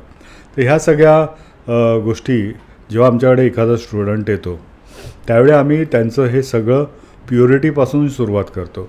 पहिल्यांदा त्यांचे स्वतःचे ब्लॉक्स असतात, लहानपणापासूनचे आपल्या मनावर, शरीरावर बरेचसे आपण ओझी किंवा बॅगेजेस घेऊन फिरत असतो आणि हे सगळे बॅगेजेस तुमच्याच शरीरात असतील तर तुम्ही कोणाला हील नाही करू शकत. करेक्ट. कारण तुम्ही एवढं जड बॅग घेऊन ठेवलेली आहे, तुमच्या डोक्यावर, शरीरावर एवढं जड इमोशन्सचं जाळं पसरलेलं आहे, वेगवेगळ्या भावभावनांच्या अंडर तुम्ही गेलेले आहात. लहानपणापासून घडलेल्या गोष्टींमुळे आपण अक्षरशः आपलं जर शरीर 50 किलोचं असेल तर आपण 500 किलोचं अवजड चिलखत घातलेलं आहे आपल्या शरीराभोवती. म्हणजे बघा, तुम्ही एखादं लहान मुलं आहे ते कसं बागडत असतं, 1-2 वर्षाचं 3 वर्षाचं मूल, त्याला कशाची पर्वा नसते, कुठेही उड्या मारतं, सोफ्यावरून खाली उडी मार, कुठेही मार, लोळ, जे पाहिजे ते करतं ते. करेक्ट. कुणाकडे जातं, कुठलीही वस्तू खेचतं, काही करतं. पण एक दिवशी ती अचानकपणे हे सगळं करायचं बंद करते. कोणी आलं की आपण सांगतात की जरा काकांना गाणं म्हणून दाखव, काकांना डान्स करून दाखव, तर हे सगळं ते करत असते. अचानक एक दिवशी काका हसतात गाणं म्हणताना. तिला वाटतं की माझं काहीतरी चुकलंय. त्या बाळाला 3 वर्षाचं 4 वर्षाचं बाळ आहे, तिला वाटतं की काहीतरी प्रॉब्लेम आहे माझ्यामध्ये, हो की नाही. किंवा ती गाणं विसरते, सगळे हसायला लागतात आणि तो एक ट्रॉमा होतो, तो इमोशनल. तिथे तो एक ब्लॉक तयार झाला. मग त्याच्यानंतर ते जेव्हा घरचे आई वडील सांगतात की यांना पाहुण्यांना जरा गाणं म्हणून दाखवा, ते बाहेर येत नाही मुलं. नाही म्हणते, मी नाही करणार. किती तुम्ही तू हे घे, ते घे, चॉकलेट, नाही येत. तो एक ट्रॉमा झाला. असे आयुष्यात वेगवेगळे ट्रॉमाज होत जातात. शाळेत, कॉलेजेसमध्ये, लग्न झाल्यावर, अशा वेगवेगळ्या गोष्टींमध्ये वेगवेगळ्या पद्धतीच्या इमोशन्स आणि हर्ट्सना सगळे सामोरे जातात. लग्न झाल्यावर सासरी जाते एखादी, स्त्री आणि मग तिथे मॅच होणं तिला जमत नाही, तिथले काही गोष्टी असतात. या सगळ्याचा परिणाम झालेला असतो आणि मग आपण हे बॅगेजेस घेऊन आपण आयुष्यावर फिरत असतो आणि मग तुम्हाला हिलर बनायचं आहे. तर हे बॅगेजेस तुम्हाला उतरवले पाहिजेत. बरोबर. तुमच्या आईवडिलांबरोबरचं तुमचं रिलेशन कसं आहे? ज्या जगामध्ये जर तुमचं रिलेशन तुमच्या आईवडिलांबरोबरचं जर बिघडलेलं असेल तर या जगात तुम्हाला कोणी वाचू शकत नाही. बापरे. कुणी तुमच्या आजारापासून तुम्हाला वाचू शकत नाही. स्टेटमेंट थोडंसं वेगळं वाटेल पण हे अतिशय उपयुक्त आहेत. फक्त एक गोष्ट केली तुम्ही, आजारी पडला, आईवडिलांचं रिलेशन तुम्ही सुधारा, किती फरक पडतो बघा. कारण आलोय कुठून आपण, मूळ आईवडील जीन्स तिकडनं आलेले आपले जी कंपन आहेत, आपले जे स्पंदन आहेत तीच बिघडलेली आहेत. तर आपण बाहेरच्या जगात किती उजाळ माताने कसंही वागलो तरी काय होणार नाही. म्हणून आपल्याकडे सांगायचे की आपल्याला आईला किंवा मातेला, आपल्या वडिलांना नेहमी पाया पडणं, त्यांच्या संपर्कात. पण कित्येक महिने वडिलांशी बोलत नाही, आईशी बोलत नाही. वडील कधी सकाळी निघताना आले, तुम्ही समजा दाढी करताय किंवा काहीतरी नाश्ता करताय, ते काहीतरी सांगायला बघतात, नाही मला आता वेळ नाही, तुम्ही जा, आणि ते निघून जातात. आपण निघून जातो. म्हणजे त्यांना कुठेतरी तुमचा सहवास पाहिजे असतो, काहीतरी पाहिजे असतं. आपल्याला असं वाटतं की हे काय असं विचित्र बडबडतात, आता हे म्हातारे झाले, त्यांना काय समजत नाही काय बोलायला पाहिजे, काय उमजत नाही. पण त्यांचा एक सहवास त्यांना नेहमी पाहिजे असतो जो मुलाचा, तो ते शोधत असतात कुठेतरी आणि ते मिसिंग असतं.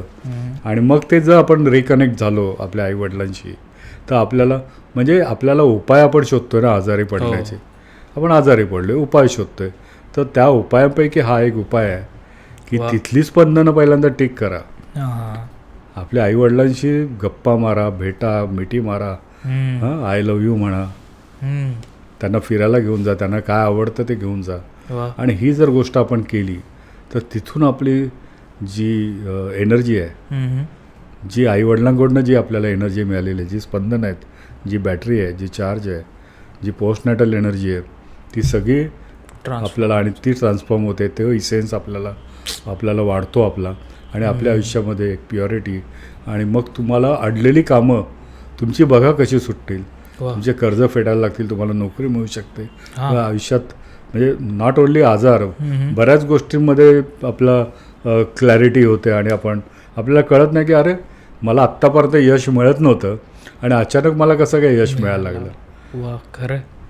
तर ह्या अशा सगळ्या गोष्टी या स्पंदनांच्याच गोष्टी आहेत. तर त्यासाठी जेव्हा आमच्याकडे स्टुडंट येतात त्यावेळी आम्ही त्यांचे हे सगळे ब्लॉक्स काढतो, त्याच्यासाठी वेगवेगळे एक्सरसाइज करवतो, त्यांना त्यांची प्युरिटी कशी आणता येईल. आणि मग ते त्या अवस्थेतनं नेऊन आम्ही परत त्या बेबीकडे घेऊन जातो आणि त्या बेबी सूटमध्ये आम्ही त्यांना परत टाकतो की त्या लहान बाळाच्या सूटमध्ये परत जा आणि फील करा की ते बाळ, आता तुम्ही बाळ आहात, तुम्ही नाचताय, बागडताय, तुम्ही आता लाजत नाही आहे कोणासमोर, तुम्ही नाचायला लाजत नाही आहे, तुम्ही बागडायला लाजत नाही, तुम्ही कुठलंही तुम्हाला आता एम्ब्रॅसमेंट नाही आहे, तुम्ही कसंही वागू शकता एक लहान बाळासारखं मुक्त, भीतीशिवाय कुठल्याही, बोल्ड, कुठलीही भीती नाही, काही नाही. मी अगदी लहान बाळ आहे जे 2-3 वर्षाचं होतं आणि जे त्याला पाहिजे ते करत होतं, ते तुम्ही आता 50व्या 40व्या 60व्या वर्षी तुम्ही झालात. आणि हे इथून ती मुक्ती आहे. आणि ही पहिली मुक्ती आहे की जिथून आपण बॅगेजेस काढले, एक लहान बाळ झालो, संवाहन आता तुम्हाला शिकायचं आहे, संवाहन शिकायची पहिली पायरी. आणि मग इथून तुम्ही संवाहन शिकायला सुरुवात होते आणि मग तुमच्या शरीरात ते हिलिंग व्हायब्रेशन्स, दैवी व्हायब्रेशन्स यायला लागतात.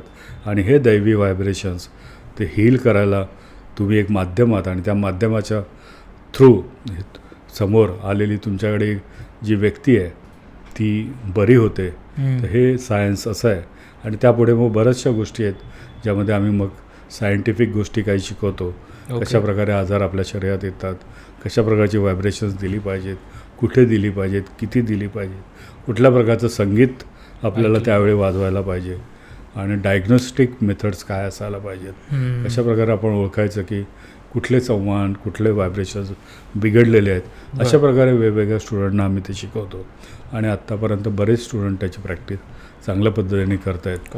तर हे संवाहन आपण पसरवतो. वा वा. ॲक्च्युली सरांनी खूप छान समजून सांगितलं आहे की सगळ्यात बेसिक जी गोष्ट आहे की आईवडिलांची आपलं रिलेशन किंवा कधीकधी रुसवे फुगवे तर होतातच, पण त्याच्या पुढे तुम्ही काय ॲक्शन्स घेत आहे हे खूप इम्पॉर्टंट आहे. त्यामुळे जे सरांनी सांगितलं आहे, जर तुमच्यापैकी असं कोणी अनुभवत असेल तर प्लीज सरांनी सांगितलेल्या गोष्टी अप्लाय करा आणि काय घडतं आहे ते मॅजिक तुम्ही अनुभवा आणि आम्हालासुद्धा ते शेअर करा. So sir thank you. आणि मला परत एकदा तुम्हाला आता तुमच्या अनुभवांकडे म्हणजे विचारावेसे वाटतील तुमचे अनुभव. मग अशी ऑफ द काय म्हणतात कॅमेरा बोलत असताना तुम्ही गिरनारचा विषय काढला आणि गिरनारचा विषय माझ्यासाठी ऑडियन्ससाठी खूप जवळचा आहे, कारण कंटिन्युअसली जवळपास महिनाभर सगळे लोक म्हणतात की तुम्ही गिरनार रिलेटेड काहीतरी पॉडकास्ट आणा किंवा हे करा. सो तो तर प्रयत्न चालू आहे, पण ते अशा पद्धतीने कनेक्ट झालं तुम्ही सांगितल्यानंतर. सो तुमचा गिरनारचा अनुभव कसा होता हे प्लीज आम्हाला सांगा आणि त्यात ती जी एक घटना घडली ती पण आम्हाला प्लीज शेअर करा. गिरनारचे माझे 2 अनुभव आहेत आणि एक अनुभव आहे माझा वयाच्या 13व्या वर्षीचा. आमचे गुरु म्हणजे माझे वडिलांचे आणि माझे गुरु डॉक्टर नागनाथ महाराज, नाथपंथीय, गिरनार निवासी. त्यांचं वय जवळजवळ 165 वय होतं. बापरे. हो. आणि त्यांचं 3-4 वेळा दात येऊन गेले, कायाकल्पसुद्धा त्यांनी केलेला होता. तर त्यांनी मला माझ्या एकदा घरी आले आणि मला म्हणाले की मी रमाकांतला घेऊन जातो. म्हणून माझ्या आईवडिलांना त्यांनी विनंती केली की मी याला घेऊन जातो गिरनारला. तर आधी तर ते तयार नव्हते, पण नाही कसं म्हणणार गुरूंना, म्हणून मग जड अंतःकरणाने आईवडिलांनी म्हटलं ठीक आहे. आणि मग थोड्या दिवसात त्याला आणून परत सोडेन म्हणून ते मला घेऊन गेले. मुंबईमध्येच त्यांनी वेगवेगळ्या ठिकाणी मला फिरवलं पहिल्यांदा. तिथे मी अनेक चमत्कार बघितले. काही चमत्कार मला म्हणजे सांगता येण्यासारखे नाही आहेत. काही स्क्रीनवर म्हणजे काही गोष्टी आपल्याला असं अशक्य वाटतात. म्हणजे एकदा तर आता तेव्हा आम्ही कुर्ला इथे राहायला होतो मुंबईत. तर कुर्लाहून आम्ही निघालो आणि अंबरनाथचा त्यांचा एक मठ होता त्यांच्या शिष्याचा, तिथे जायला निघालो. अंबरनाथ स्टेशनला आम्ही उतरलो तर तिथे प्रचंड चेंगराचेंगरी झाली उतरताना चढताना. आणि मग हे चिडले नागनाथ महाराज, कारण हे जितके प्रेमळ असतात नाथपंथीय तेवढेच ते प्रचंड तापट पण असतात. ये सब ट्रेन वगैरे सब बंद कर देता हूँ मैं अभी. आणि राजकारणाबद्दल बोलायला लागले. आणि तिथून आम्ही बाहेर आलो. बाहेर एक टपरी होती, एक 50 पावलावर असेल, 50-100 मीटरवर. तिथे आलो आणि मागून लोक आले सगळे, म्हणजे ट्रेन बंद हो गई. सब ट्रेन बंद हो गई, ट्रेन नहीं चल रही है. सगळे तिकडे चके. मी त्यांच्याकडे पाहायला लागलो आणि मी ऐकलं होतं की मैं हे सब ट्रेन बंद कर देता हूँ. मी भोळेपणा त्यांना म्हणालो ऐसा मत करो, सुरू कर दो ना. माझा तो बालहट्ट त्यांनी पुरवला आणि मग काही वेळात ती ट्रेन सुरू झाली. आणि माझे वडील सांगतात की ते इतके तापट होते की एकदा त्यांनी संपूर्ण आश्रम तोडला आणि एका रात्रीत तो बांधून पण टाकला त्यांनी, एका रात्रीत. दुसऱ्या दिवशी तो आश्रम पूर्णपणे तयार होता. असे चमत्कार सुद्धा म्हणजे त्यांनी पाहिलेले आहेत, मी नाही पाहिलेला आहे. तो माझ्या वडिलांनी तो पाहिलेला आहे चमत्कार त्यांचा. तर आम्ही मग तिथून आश्रमात ध्यानाला बसलो तिकडे. आणि मला म्हणाले की तू बस आता इथे, डोळे बंद कर. आणि डोळे बंद केले आणि मला म्हणाले आँख नाही खोलना आहे. म्हटलं ठीक आहे. आणि थोड्या वेळात ते मला अशा ठिकाणी घेऊन गेले आणि सांगितले की डोळे उघड. डोळे उघडले तर आम्ही एक गुहेसारखे मला त्यावेळी ते कळलं नाही, पण मला ते पाहून भीती वाटली. तिकडे असा काहीतरी वेगळाच लाईट होता म्हणजे त्याला आपण गोल्डन लाईटसारखा म्हणू शकतो. ओके. प्रकाश होता त्या गुहेमध्ये. आणि ते पाहिल्यानंतर म्हटलं मी कुठे आलो. तर म्हणे हम अभी गिरनार में आए है. आणि गिरनारच्या गुहेमध्ये जिथे ते तपश्चर्या करतात तिथे ते होते. हा अनुभव मी फक्त पहिल्यांदा सांगतोय या पॉडकास्टच्या माध्यमातून, कारण इथे आपण स्पिरिच्युअल पॉडकास्टमध्ये आपण हे शेअर करतो. करेक्ट. म्हणून मी हा पहिल्यांदा सांगतोय. तर तो एक अनुभव होता तिथे. आणि थोड्या वेळाने मला सांगितलं की फिर से आंखें बंद करलो. आणि मग काही क्षणामध्ये परत आम्ही त्या अंबरनाथच्या आश्रमामध्ये आम्ही होतो. तर हा त्यावेळी काही इतकं कळलं नाही, पण नंतर हळूहळू जेव्हा आपण अनेक गोष्टी वाचतो स्पिरिच्युअल गोष्टी, की त्यावेळी हे काय केलं होतं, घडलं होतं. तर त्यांनी गिरनारला तर नेलं मला, पण प्रत्यक्षरित्या घेऊन नाही गेले, कारण त्यांना लक्षात आलं होतं की माझी आई तिकडे रडते, एकुलता एक मुलगा, आणि हा जर आता गिरनार गेला किंवा संन्यासी बनला तर काय करायचं. आणि मग त्यांनी मला परत आणून सोडलं घरी. आणि ज्यावेळी त्यांनी घरी आणून सोडलं त्यावेळी त्यांनी अर्धनारी नटेश्वराचं रूप धारण केलेलं होतं. मला अजूनही ते आठवते. एका हातामध्ये त्रिशूळ, कमंडलू आणि एका हातात स्त्रीचा वेश, अशा वेशामध्ये ते तिथे आले होते घरी. आणि त्यांनी ते हे केलं, मला आणून सोडलं आईच्या ताब्यात, तिचे आनंदाश्रू. आणि मग हा एक किस्सा झाला. त्यानंतर नागनाथ महाराजांना मी खूपच मानायला लागलो. नेहमीच सगळ्याच गोष्टीत आदेश, नवनाथांचं जे असतं, वहीत कुठेही लिहिताना, परीक्षेत लिहिताना पहिल्यांदा आदेश, काही म्हणताना आदेश, हे आदेश आदेश आदेश सगळं नाथपंथाचा सुरू झालं त्या लहानपणापासूनच. आणि मग आत्ता एक काही वर्षांपूर्वी गिरनारला परत जायचा योग आला. साधारणतः 23-24 वर्ष झाली असतील. मी गिरनारला गेलो होतो. आणि गिरनारला जात असताना वर गेलो आम्ही. आणि गिरनारचं जेव्हा आम्ही दर्शन घेत होतो दत्ताचं, वरती पादुकांचं, तर तिकडे एक मध्यभागी म्हणजे अर्धा आपण गिरनार चढलो की ते अंबाजी मातेचं मंदिर आहे. आणि तिथले एक मुख्य पुजारी आहेत, त्यांना लकवा झाला होता, पॅरालिसिस.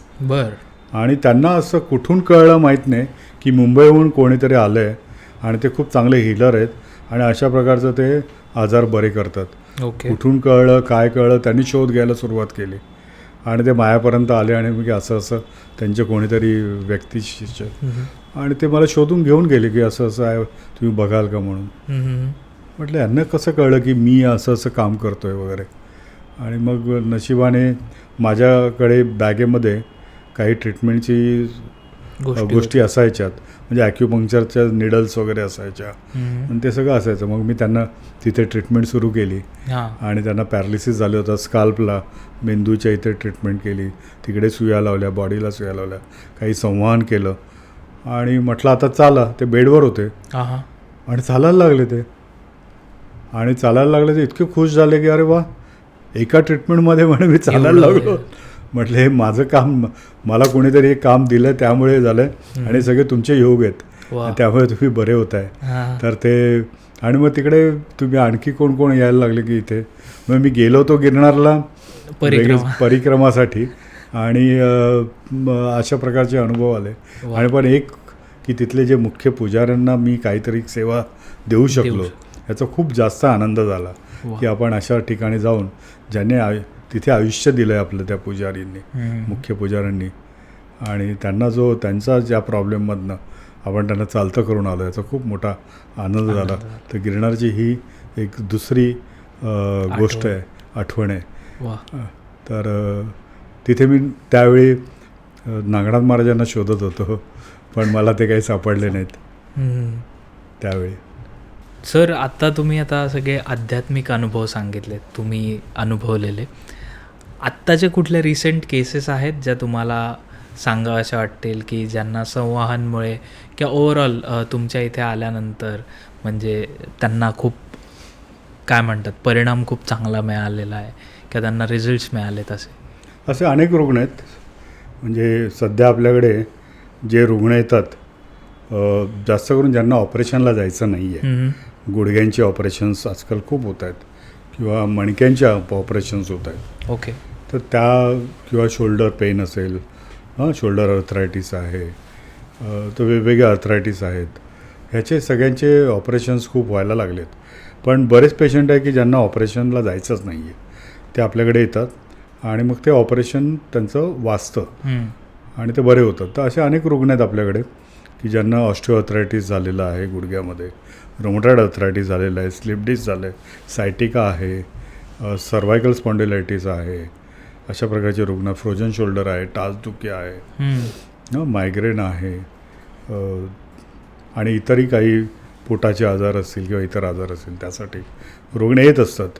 आणि त्यामध्ये अनेक वयोगटातले रुग्ण आहेत, अगदी 15व्या वर्षापासून ते साधारण 80 वयापर्यंतचे रुग्ण आपल्याकडे येतात. आणि त्या वेगवेगळ्या रुग्णांना आपण खूप चांगला फायदा या ट्रीटमेंटद्वारे देतो आहे. आपल्याकडे संवहन चिकित्सा तर होतेच, हम्म. पण त्याचबरोबर आपल्याकडे ॲक्युपंक्चर ही चिकित्सा होते, जे डॉक्टर राम भोसलेंनी खूप त्याचा अभ्यास केला होता. तर ती आपण शिकलेलो आहोत, ती आपण करतो. त्यानंतर कपिंग नावाची थेरपी आहे, त्यानंतर एक मॉक्सिबक्शन नावाची एक शेक देण्याची पद्धती आहे, ती आपल्याकडे आपण करतो. आपल्याकडे फिजिओथेरपीमध्ये प्रगत फिजिओथेरपी, बरं. कारण एकदा पेन कमी झालं, मोबिलिटी वाढवायची असेल तर फिजिओथेरपीचे एक्सरसाइज हे अतिशय छान दिले आपण, तर ते रुग्ण परत म्हणजे त्याचं रिहॅबिलिटेशन होतं, ओके. आणि मग त्याला चालणं फिरणं चांगलं व्हायला लागतं. आयुर्वेदातल्या ट्रीटमेंट्स आहेत त्या आपल्या क्लिनिक्समध्ये होतात. वा. त्यामध्ये आयुर्वेदामधलं संपूर्ण पंचकर्म हम्म. हे आपल्याकडे होतं, आणि आयुर्वेदातल्या सगळ्या ट्रीटमेंट्स आपल्या सगळ्या सेंटर्सना होतात. वा. म्हणजे मुंबईमध्ये पण आपली सेंटर्स आहेत हम्म. आणि पुण्यामध्ये सुद्धा आहे. Correct. तिथे ह्या सगळं आयुर्वेदा, फिजिओथेरपी, संवाहन, ॲक्युपंक्चर आणि या सगळ्या ट्रीटमेंट्स, कायरोप्रॅक्टिक, ऑस्टिओपॅथीसारख्या अशा कॉम्बिनेशन्स आपण करतो की जेणेकरून रुग्णाला आपल्याला बॅलन्सकडे घेऊन जायचं आहे. ओके. आपण बॅलन्स साधला, संवाहाने बरं वाटायला लागलं, मग परत आपल्याला स्नायूंची शक्ती, जॉईंटची शक्ती, त्याची मोबिलिटी, या सगळ्या गोष्टी परत मिळवणं, यासाठी या सगळ्या चा वापर आपल्याला करावा लागतो. हम्म. आणि ह्या सगळ्या कॉम्प्लिमेंट करणाऱ्या ट्रीटमेंट आहेत. करेक्ट. त्यामुळे आपण जर वेगवेगळ्या इंटिग्रेट केलं ट्रीटमेंट तर आपल्याला लवकर बरं होता येतं. हे डॉक्टर राम भोसले नेहमी करायचेच, हां. आणि त्यांनीच आम्हाला शिकलं की तुम्ही ज्या ज्या चांगल्या गोष्टी आहेत त्यातल्या निवडा ठराविक गोष्टी आणि त्या इंटिग्रेट करा, ज्याने तुमचा रुग्ण लवकरात लवकर बरा होऊ शकतो. जे लोक जे नॉर्मल जॉब करणारे किंवा सगळ्या प्रकारच्या, सगळ्यांना कधी कधी असं वाटतं की आम्ही सेलिब्रिटीजचीच नावं घेतो, म्हणजे हे सेलिब्रिटीजचेच आहेत का, म्हणजे आम्ही त्यांच्यापर्यंत जाऊ शकत नाही का, असं नाही आहे. करेक्ट. तर आपण सर्व पेशंट हा आमच्यासाठी पेशंट आहे, तेवढाच महत्त्व. तो सेलिब्रिटी नाही आहे, हम्म. तो आमच्यासाठी एक रुग्ण आहे. आणि हा रुग्ण काही अपेक्षेने आलेला आहे, त्याला आपल्याला हेल्प करायची आहे. आता तुमचं आपण नेहमी म्हणतो की हेल्प करायची आहे. हो हो हो हो. मगाशी तुम्ही काहीतरी मला विचारत होतात. हां. तत्पूर्वी मला जस्ट एक सांगावं असं वाटेल की जसं आत्ता सरांनी मेन्शन केलं की फक्त सेलिब्रिटीज आणि असंच नसतं ट्रीटमेंटमध्ये, तर मी मुद्दाहून थोडं माझ्याबद्दल आणि माझ्या वडिलांबद्दल मला इथे सांगावं असं वाटेल की कसं आहे, मी पण सरांकडे ट्रीटमेंट घेतली आहे, माझ्या वडिलांनीसुद्धा सरांकडे ट्रीटमेंट घेतली आहे. आता माझे वडील जे होते त्यांना शोल्डरचा प्रॉब्लेम होता. मला, माझ्या वडिलांना, आम्हाला खूप क्रिकेट आवडतं, आम्ही खेळतोसुद्धा एव्हरी संडे. सो साधारण वर्षभर त्यांना बॉलिंगच करता येत नव्हती. तर सरांना माहिती की हात त्यांचा पूर्ण वरती जात नव्हता, मागे जात नव्हता. सो एखाद्या क्रिकेटरला किंवा क्रिकेटप्रेमीला जर क्रिकेट खेळता आलं नाही वर्षभर तर काय होऊ शकतं हे जे क्रिकेटप्रेमी बघतात ते समजू शकतात. आणि आम्ही सरांना भेटलो आणि सरांनी गोष्टी सांगितल्या, एक ट्रीटमेंट, एक पूर्ण शेड्यूल लावून दिलं वडिलांचं. आणि साधारणतः 3 महिने लागले पूर्ण, जसं सरांनी सांगितलं की रिहॅब आणि सगळ्या गोष्टी, सगळ्या ट्रीटमेंट्स करायला. त्याच्यामध्ये कपिंग होतं, त्याच्यानंतर ॲक्युपंक्चर, ॲक्युप्रेशर होतं आणि संवाहनचं पण एक बहुतेक त्यांचं सेशन झालं होतं. आणि त्याच्यानंतर आत्ताच मागच्याच आठवड्यात त्यांनी सलग 3-3.5 तास बॉलिंग केली नॉनस्टॉप. म्हणजे आधी असं होत होतं की 6 बॉल टाकून बघतो, मग आता 6 बॉल बास, आता नको पुढे हे. पण मागच्या रविवारी ज्यावेळी त्यांनी कंटिन्युअसली बॉलिंग केली त्यामुळे मलाच ते बघताना एवढं छान वाटलं की त्यांच्या चेहऱ्यावरचं ते हसू आणि तो हॅपीनेस दिसत होता. सो जे सर म्हणतात ते तंतोतंत त्याला मी काय म्हणतो विटनेस आहे की ती सरांनी जी सांगितलेली थेरपी आहे, त्यांनी सांगितलेलं शेड्यूल जे आहे ते जर तुम्ही प्रॉपरली फॉलो केलं तर म्हणजे खरंच मिरॅकल्स पण घडू शकतात. सो म्हणजे अगदी पहिल्या प्लेअरपासून शेवटच्या प्लेअरपर्यंत बॉलिंग टाकत होते. आणि बॉल कुठला तर सीझनचा बॉल टेनिस वगैरे नाही, प्रॉपर. वय किती?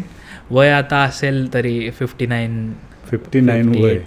या वयामध्ये परत त्यांचे खांदे बॉलिंग टाकण्यासाठी सिद्ध झाले. असे अनेक क्रिकेटपटूंना आपण ट्रीट केलेलं आहे. हां हो, म्हणजे त्या टेस्ट मॅच खेळणार जसं अभिजित काळे होता, त्यालासुद्धा खेळता येत नव्हतं, खांद्याचा स्नायू त्याचा फाटला गेलेला होता, तो परत खेळायला लागला, टेस्टसाठी निवडला गेला.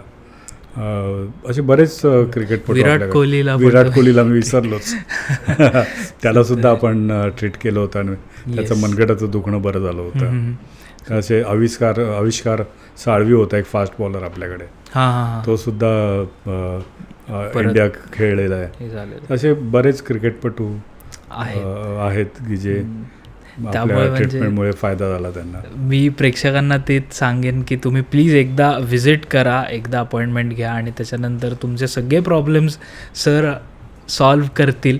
आणि हे मी सांगू शकतो सर. त्यामुळे आणि म्हणजे आता मी असेल, माझे वडील असतील, एवढे लोक आहेत, तुम्ही यांना अशा वेगवेगळ्या प्रकारे मदत केलेली आहे. सो त्याबद्दल हे असं बघून तुम्हाला कसं वाटतं? मग याला आपण मदत नाही म्हणत. मदत जेव्हा आपण हिलिंग करतोय, आम्ही जेव्हा ऊर्जा देतोय, आम्ही संवाहन करतोय किंवा आम्ही ट्रीट करतोय, तर आम्ही कोणाला मदत नाही करत, आम्ही सर्व करतो. म्हणजे आम्ही सेवा देतोय. मदत आणि सेवामध्ये हा फरक आहे. मदत कोणाला केली जाते, आपण म्हणतो की कॅन आय हेल्प यू, असं म्हटलं की आपण म्हणतो की तो कमजोर आहे माझ्यापेक्षा, त्याच्याकडे नाही आहे म्हणून मी त्याला मी त्याच्यापेक्षा वरचढ आहे म्हणून मी मदत करतोय. तर कॅन आय हेल्प यू पेक्षा कॅन आय सर्व यू हे वाक्य यायला पाहिजे. की सेवा आणि मदत, हेल्प यामध्ये फरक आहे. मदतमध्ये आपण इक्वॅलिटी नाही ठेवत, समानता नाही आहे, तिथे अहंकार आहे, तिथे इगो आहे. तुझ्यापेक्षा माझ्याकडे काहीतरी आहे म्हणून मी तुला मदत करतो. तुझ्याकडे पैसे नाहीत, माझ्याकडे पैसे आहेत, तुझ्याकडे ते नाही आहे, माझ्याकडे हे आहे म्हणून मी तुला मदत करतो. तर ही जी आहे ना, ही समानता बाजूला ठेवून केलेली. आणि त्यामध्ये एक कर्ज राहतं. तुम्ही जेव्हा मदत करता तेव्हा ते त्याचं एक कर्ज होतं. आणि जेव्हा आपण सर्व करतो, सेवा देतो, तर ते कृतज्ञतेचा भाव असतो. करेक्ट. ग्रॅटिट्यूडचा भाव असतो. आणि आपण जेव्हा मदत करतो तेव्हा आपण केलेली असते. आणि जेव्हा आपण सेवा देतो तेव्हा आपण माध्यम असतो. आपल्याकडे आहे म्हणून देतो नाही, तर आपल्याकडून कोणीतरी करून घेतोय. आपण एक माध्यम आहोत सेवा देण्याचे. आणि ही ईश्वरी कृपा, जी दैवी शक्ती, त्यांच्या थ्रू, आपल्या थ्रू, म्हणजे आपण एक मीडियम आहोत, त्याच्या थ्रू ही सेवा पोहोचते. त्यामुळे केव्हाही आपल्याला कोणाला मदत नाही करायची, आपल्याला सेवा द्यायची आहे. हा जर भाव ठेवला तर या जगामध्ये इक्वॅलिटी राहील, समानता राहील. सगळे या जगामध्ये, मगाशी मी जसं म्हटलं की सगळं जग हे संपूर्ण आहे, अपूर्ण नाही आहे, संपूर्ण आहे. प्रत्येक व्यक्ती संपूर्ण आहे. प्रत्येक व्यक्ती, मग ती मुलगी, तू स्पेशल चाइल्ड्स असो, ऑटिझमचा चाइल्ड असो, किंवा एखादा अपंग वेगवेगळे असो, किंवा ज्याला दिसत नाही असो, ज्याला बहिरा असो, सगळ्या प्रकारचे या जगामधल्या असलेल्या व्यक्ती या संपूर्ण आहेत. अपूर्ण काही नाही आहे. आणि तुम्ही संपूर्ण असलेल्या व्यक्तीला तुम्ही काय देणार हो? खरं. तुम्ही फक्त संवाद देऊन त्याला करेक्ट करू शकता. त्याचा जो बिघडलेला जो फ्रिक्वेन्सी आहे ती तात्पुरती आपण त्याची नीट करू शकतो. आणि ते पण एक माध्यम बनून. तुम्ही मदत नाही करू शकत आहेत त्याला. बिचारायला तुम्ही कर्जात नका टाकू. त्यामुळे आपण कधीही हा भाव ठेवला की सेवा करण्याचा, तर त्याचा मोल कुठेच नाही ठरवता येणार. त्यामुळे तो जो भाव असेल तर आपले इमोशन्स चांगले राहतात. समोरच्याला आपल्याला उपकाराचं ओझं वाटत नाही.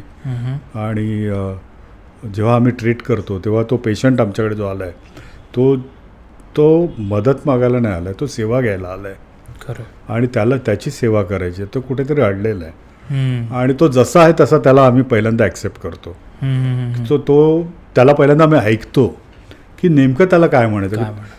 रुग्णाचा काय प्रॉब्लेम आहे माहिती ना आजकाल झालेलं आहे, हा. म्हणजे रुग्ण आणि त्याच्या अवतीभोवती, की त्याचं कोणीच ऐकत नाही.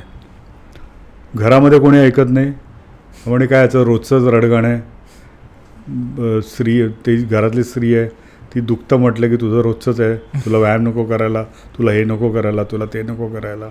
मग ते एक दिवशी सांगायचंच बंद करते की मला काहीच होत नाही, मला दुखलं तरी मी बघेन, मी पेन किलर खाईन नाही तर काही करेन. मग नवरा असेल तो पण तसंच करतो, मुलं तेच म्हणजे शेवटी काय आहे की रुग्णाला सगळेच कंटाळलेले असतात, बरोबर. घरचे, बाहेरचे, मित्रमंडळी. अरे हिचं काय रोजचंच आहे, ही तर काय पिकनिकला येणारच नाही, ही तर ऑफिसमध्ये आली नाही, हे असंच करणार, हे तसंच करणार. आणि मग ती कंटाळलेली व्यक्ती जेव्हा आपल्याकडे येते तेव्हा त्या व्यक्तीला फक्त एकच अपेक्षा असते की डॉक्टरकडे येते ज्यावेळी, की माझं जो त्रास आहे, माझं जे दुखणं आहे, हे यांना कळलं पाहिजे, यांच्यापर्यंत पोहोचलं पाहिजे, यांना समजलं पाहिजे की मला नेमकं काय म्हणायचं आहे. त्याला आपण लिसनिंग म्हणतो. तर जेव्हा एखादा हीलर, डॉक्टर किंवा ट्रीटमेंट देणारी व्यक्ती आहे त्या रुग्णाचं म्हणणं फक्त ऐकतो ना, तर पेशंट तिथे अर्धा भरा झालेला असतो. पण आपल्याकडे काय झालं की आपल्याकडे पटापट सल्ले द्यायची सवय झाली.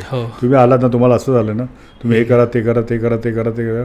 अरे मग तो काहीतरी सांगतोय, त्याला काय झालं आहे, त्याच्या जीवनात जाका, त्याला नेमकं काय त्रास आहे, त्याला इमोशनली काय प्रॉब्लेम्स आहेत, त्याच्या आयुष्यात काय चाललं आहे, तो कुठून आला आहे, त्याचा बॅकग्राऊंड काय आहे, त्याला मेंटली काय त्रास आहेत का, इमोशनली, फायनान्शियली, सगळ्या प्रकारचे. कारण एक व्यक्ती तुमच्याकडे येतो त्यावेळी त्याला होलिस्टिकली आपल्याला ट्रीट करायचं, फक्त त्या गुडघ्याच्या दुखण्यासाठी नाही, तर संपूर्ण शरीर, मन, बुद्धी या सगळ्यासाठी आपल्याला, म्हणजे माइंड, बॉडी, सोल या सगळ्याला आपल्याला ट्रीट करायचं आहे, फक्त बॉडीला ट्रीट नाही करायचं आहे.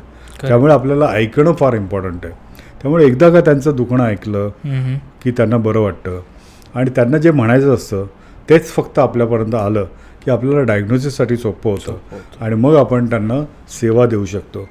आपण हेल्प नाही करत, तर आपण त्यांना सेवा देतो. आणि मग ती सेवा देत असताना जेव्हा आपला सेवाभाव जागृत होतो त्यावेळी ती मदतीचा ओघ, तो लाईट, तो प्रकाश, ती एनर्जी आपोआप व्हायला लागते. आणि जर तुम्ही ती मागितली एनर्जी डिवाईनकडे की माझ्यावर कृपा करा, मला या व्यक्तीला बरं करायचं आहे, मला त्या एनर्जीला आम्ही इन्व्हाइट करतो, आम्ही त्यांना पहिल्यांदा नमस्कार करतो की हे डिवाईन पॉवर, हे कृपा करा, मला या व्यक्तीला ट्रीटमेंट करायची आहे, त्यामुळे तुमच्या कृपेची आवश्यकता आहे. त्या कृपेला आवाहन करून मग ती कृपा आपल्या थ्रू त्या व्यक्तीपर्यंत ती पोहोचते आणि ती कृपा, ती एनर्जी बरं करत असते. आणि ही पॉझिटिव्ह एनर्जी आपल्या माध्यमातून समोरच्या व्यक्तीकडे जाते. निगेटिव्ह एनर्जी अर्थमध्ये जाते, त्याला आपण अर्थिंग म्हणतो. तर ते अर्थिंग केलेलं असतं हिलरने, तर ती अर्थिंगमध्ये जाते, पॉझिटिव्ह एनर्जी समोर जाते आणि ती सेवा दिल्यानंतर तो रुग्ण बरा व्हायला लागतो. त्यामुळे आपण पहिल्यांदा तयार आहोत का, मी सेवा देण्यास तयार आहे का, मी या रुग्णासाठी हिलिंग देण्यास तयार आहे का, मी याच्यावर प्रेमकटाक्ष, प्रेमप्रक्षेपण देण्यास तयार आहे का, मी इथे हिलिंगच्या वातावरणात त्या व्यक्तीला ट्रीटमेंट देण्यासाठी हा जर्नी मी त्याच्याबरोबर साध्य करणार आहे. तर हा हिलिंग जर्नी आम्ही दोघंही एकत्र पुढे घेऊन चाललो आहोत. ते ह्या हिलिंग जर्नीत आम्हाला मदत पाहिजे आणि ही मदत मागितली की मग आपण त्या पेशंटला जेव्हा आपण ट्रीटमेंट देतो तो पेशंट बरा व्हायला लागतो. आणि हा प्रवास फार इम्पॉर्टंट आहे. ही कंपॅनियनशिप आहे. तुम्ही पेशंट एकटा बरा नाही होऊ शकत ना मी एकटा करू शकत. तर ही मी त्याचा एक सोबती आहे, पार्टनरशिप आहे. ते आरोग्य साधक आहेत.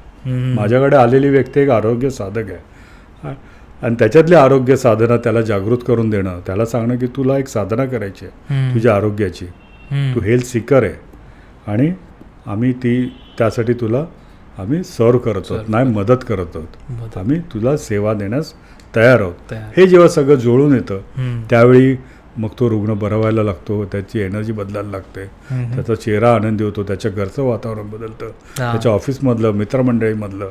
आणि अचानकपणे एक दिवशी वा तर छान वाटायला लागलेलं आहे. तर अशा प्रकारचा आनंद सगळीकडे व्हायला लागतो. वा. आणि हे सगळं या जगात देवाने देऊन ठेवलेलं आहे. करेक्ट. देवाने जेव्हा आपल्याला तयार केलं, मनुष्य तयार केला, त्यामुळे त्याने आपल्या शरीरामध्ये हिलिंग तयार ठेवलेलं आहे. हां. आजारी पडणार आहे व्यक्ती, एवढे ऑर्गन्स आहेत, एवढ्या सगळ्या गोष्टी आहेत, हे सगळं कधी ना कधी आजारी पडणार आहे. मग त्याचं ट्यूनअप कसं करायचं, याच्यासाठी त्याने सगळं शरीरामध्ये व्यवस्था करून ठेवलेली आहे. आपल्याला ती जागृत करायची आहे एखाद्या व्यक्तीमध्ये, आणि मग ते हिलिंग द्यायचं आहे. त्याने ती व्यक्ती बरी व्हायला लागते. आणि मोठमोठे आजार यातनं आपल्याला बरे झालेले किंवा त्यातनं त्यांना चांगला फरक पडलेला, चांगलं मॅनेज झालेले आपल्याला दिसू लागतात. आणि मग त्यांचं पुढचं आयुष्य हे सुखकर होतं. अनेक रुग्ण आपल्याकडे आपण पाहिले, तुम्ही मागच्या वेळेस एका शिबिराला सुद्धा आला होता, तिथे अनेक रुग्णांनी शेअर केलं की मी चिकित्सामध्ये रमाकांत देवरुखकर सरांच्या इथे ट्रीटमेंट घेतली आणि मग मी गिरनारला जाऊन आले, मी चारधाम केलं आहे, मी वेगवेगळ्या यात्रा केल्या, मी बाहेर जाऊन आले, असे अनेक लोकांनी तिथे शेअर केलेलं आहे. हे तुम्ही पाहिलं. आणि नेहमी आम्हाला इथे सांगत असतात लोक की मी ट्रीटमेंट घेऊन कुठे कुठे जाऊन आले. तर हे सगळं कसं शक्य होतं, तर यामुळेच. अगदी तुम्ही सांगताय की कार्टिलेज घासलं गेलं आहे, बोनवर बोन आलं आहे, हाड मुडपत नाही आहे, मणका कंप्लीट सरकून पुढे ढकललेलं आहे, गादी आत गेली आहे, नस फाटली आहे. मग कसं सगळं शक्य होतं आहे? हे सगळं शक्य होतं या डिवाईन पॉवरमुळे आणि आपल्या प्युरिटीमुळे. आणि त्या माध्यम आपण जर प्रॉपरली वापरलं गेलं तर रुग्ण बरे व्हायला लागतात. वा, तुम्ही एवढं सुंदर याचं उत्तर दिलं त्याबद्दल थँक्यू सर. तुम्ही आत्ता उल्लेख केला की म्हणजे हे जे सगळे लोक आहेत, जग आहे, संपूर्ण आहे, कोणी अपूर्ण नाही आहे. तर याच्यामध्ये अजून एक पार्ट येतो जो संवाहांच्या म्हणजे मी संवाहांचं पण सेशन एकदा जेव्हा अटेंड केलं होतं इथे दादरमध्ये, त्यावेळी ॲफर्मेशन्सचा पण त्यात खूप मोठा रोल आहे की तुम्ही हीलर आणि पेशंट हे दोघंसुद्धा ॲफर्मेशन्स म्हणतात. सो त्याबद्दल आम्हाला काय सांगाल? तेच नक्की. म्हणजे आमचे जे थेरपिस्ट डॉक्टर्स असतात हे सकाळी आल्यानंतर पहिल्यांदा ॲफर्मेशन म्हणतात. बरं. की आज आम्ही काय करणार आहोत, आज आमचा दिवस कसा जाणार आहे, आम्हाला एनर्जी जी दैवी एनर्जी पाहिजे ती पाहिजे. आमच्या माध्यमातून आज मी जे काय रुग्णांना पाहणार आहे त्या रुग्णांना माझ्या हातातनं बरं वाटावं यासाठी वेगवेगळे अफर्मेशन्स आहेत. ते आमचे सगळे स्टाफ आमचा म्हणत असतो. बरं. की त्यांचं कर्तव्य काय आहे, कशासाठी त्यांनी जन्म घेतला आहे आणि ते आज कुठलं कार्य करायला जाणार आहेत, कुठली सेवा द्यायला जाणार आहेत, ह्या प्रकारचं त्यांचे अफर्मेशन्स असतात. तसंच आम्ही काही पेशंट्सना सुद्धा अफर्मेशन देतो की जर तुम्ही चित्रच नाही पाहिलं बरं झालेलं तर तुम्हाला बरे कसे होणार. म्हणजे समजा एखादा कॅनव्हास आहे, त्या कॅनव्हास प्लेन आहे, चित्रकार त्या कॅनव्हास पाहतो, आपल्याला प्लेन दिसतो, करेक्ट, बरोबर आहे, पण तो कॅनव्हास प्लेन असला तरी त्या चित्रकाराला त्यात चित्र दिसत असतं आणि मग तो चित्र काढायला सुरुवात करतो.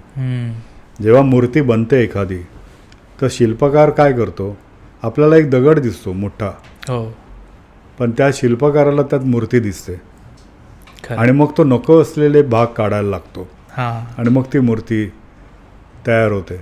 आपण जर ते भाग काढायला लागलो तर काय होणार आहे, मूर्ती नाही निघणार आहे. कारण आपण पाहिलं, आपण दगड फक्त तोडत गेलो, जे बनेल ते बनेल त्यातनं. करेक्ट. पण मूर्तिकारानं आधी पाहिलेलं आहे, त्याला संपूर्ण साईबाबाची मूर्ती आधी दिसलेली आहे, विठ्ठलाची मूर्ती आधी दिसलेली आहे, गणपतीची मूर्ती आधी दिसलेली आहे आणि मग त्याने ते करायला सुरुवात केली.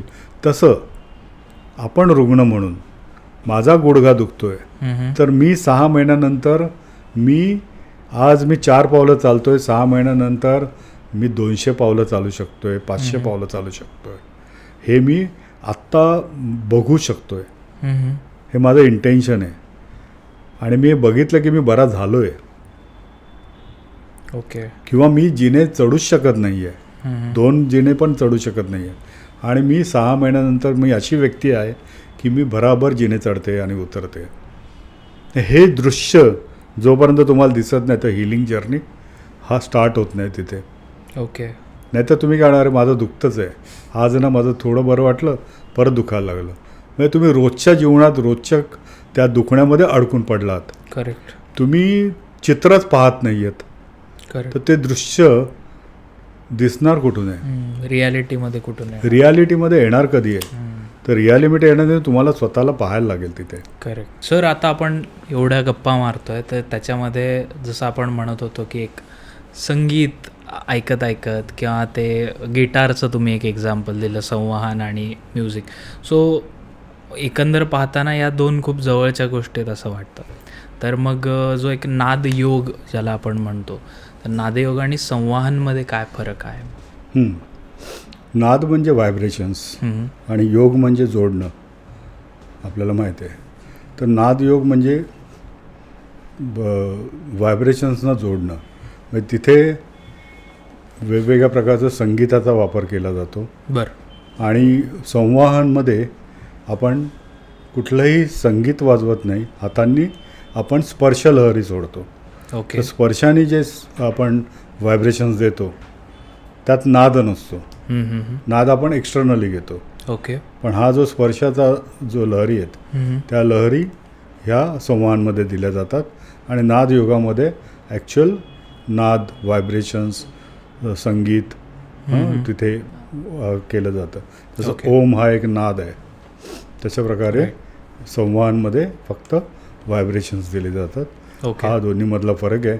आणि जेणेकरून दोन्हीचा उद्देश आहे की आपल्याला दोन्हीचा वापर करून आपल्याला हिलिंग करता येऊ शकतं. म्हणजे नादयोग आणि संवाहन याची एकमेकाशी सांगड घालून आपल्याला ट्रीटमेंट देता येऊ शकते.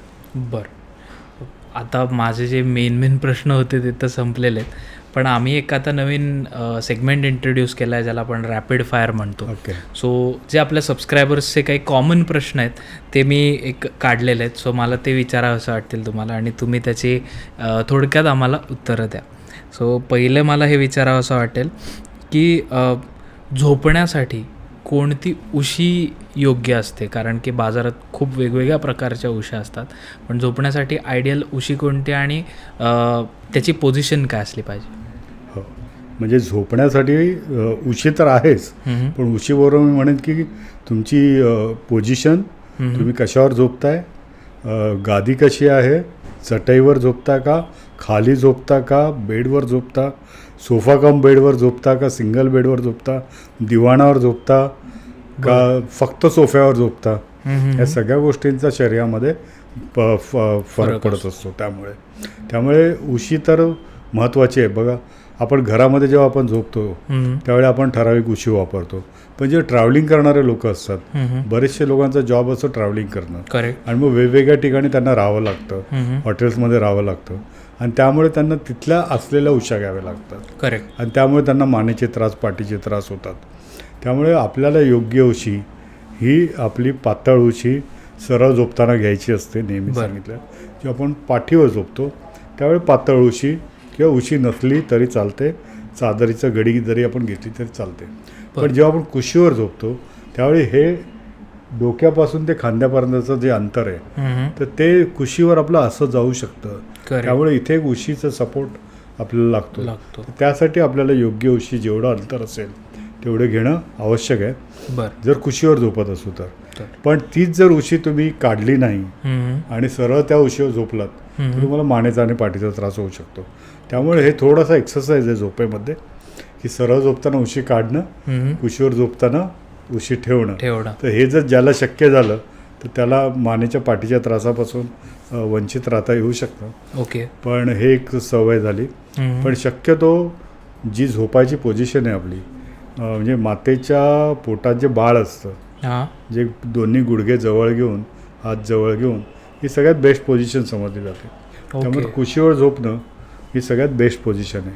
त्यामुळे कुशीवर झोपणं आणि मग तशी ठराविक उंचीची उशी आपल्या खांद्या आणि मानेच्या मध्ये ठेवणं, आणि कधी हात डोक्याखाली ठेवून झोपू नये. त्याने सुद्धा हाताला मुंग्या येणं, कोपर जड होणं, करेक्ट, हातात ताकद नसणं, अशी खांदेदुखी, हे सगळं त्यामुळे होऊ शकतं. डोकेदुखी त्यामुळे होऊ शकते. आपल्याला कळत नाही की माझं डोकं का दुखतंय, मान का दुखतंय, डोक्यामागचा भाग का दुखतोय, डोळे का खेचले जात आहेत, एकाच बाजूचं डोकं दुखतं, समोरून डोकं दुखतं. ह्या सगळ्या सर्वायकोजेनिक किंवा मानेशी संबंधित असलेले ही दुखणे असतात. म्हणजे अगदी आपल्याला डोळे तपासतो आपण, पण डोळ्याच्या भागात आपल्याला वेदना काय आहेत ते आपल्याला समजत नाही. ते सुद्धा मानेच्या भागात नाही येऊ शकतं, तिथे असलेल्या ट्रिगर पॉईंट्समुळे. कपाळाच्या इथे दुखेल, साईडला दुखणं असेल, कानाच्या इथे दुखणं असेल, जॉच्या इथे दुखणं असेल, गळ्याच्या इथे दुखणं असेल, तर ही दुखणी मानेमुळे सुद्धा होऊ शकतात. त्यामुळे आपल्याला उशी हे फार इम्पॉर्टंट आहे. तसंच जर तुम्ही खाली झोपत असाल तर खाली झोपत असताना जर तुम्हाला लहानपणापासून सवय असेल खाली झोपायची तर ते योग्य आहे. पण तुम्हाला आत्ताच असं समजलं की तुम्हाला 50-60 वय झालं आहे आणि खाली झोपणं खूप चांगलं आहे असं कोणीतरी सांगितलं म्हणून तुम्ही खाली झोपायला गेलात. पण तुम्ही खाली जेव्हा झोपता त्यावेळी तुम्ही कशा पद्धतीने झोपताय, तुमच्या पायामध्ये तेवढी शक्ती आहे का, तुमचे गुडघे दुखत आहेत, कंबर दुखते, मग कधी कधी तुम्ही धपकन खाली जाता, कधी उठता येत नाही, तुम्हाला आजूबाजूचा सपोर्ट घ्यावा लागतो, त्यामुळे अतिरिक्त ताण गुडघ्यांवर कंबरेवर येऊ शकतो. त्यामुळे शक्य नसेल तुम्हाला त्रास असेल तर खाली झोपायचा प्रयोग करू नका. पण तुम्हाला पूर्वीपासून सवय असेल तर खाली झोपणे सगळ्यात योग्य आहे. अच्छा. हो, फक्त लादी थंड नसावी, त्यावेळी प्रॉपर कुशनिंग असावं म्हणजे शरीरामध्ये कोल्डनेस येणार नाही. सोफा कम बेडवर झोपू नये. सोफा कम बेडमध्ये जेव्हा सोफा कम बेड उघडला जातो त्यावेळी जे मध्ये गॅप राहते ती कधी कधी खूप वरखाली असते आणि ती बरोबर आपल्या कमरेच्या किंवा पाठीच्या मणक्यापाशी येते आणि मग आपल्याला दुखणं सुरू होतं.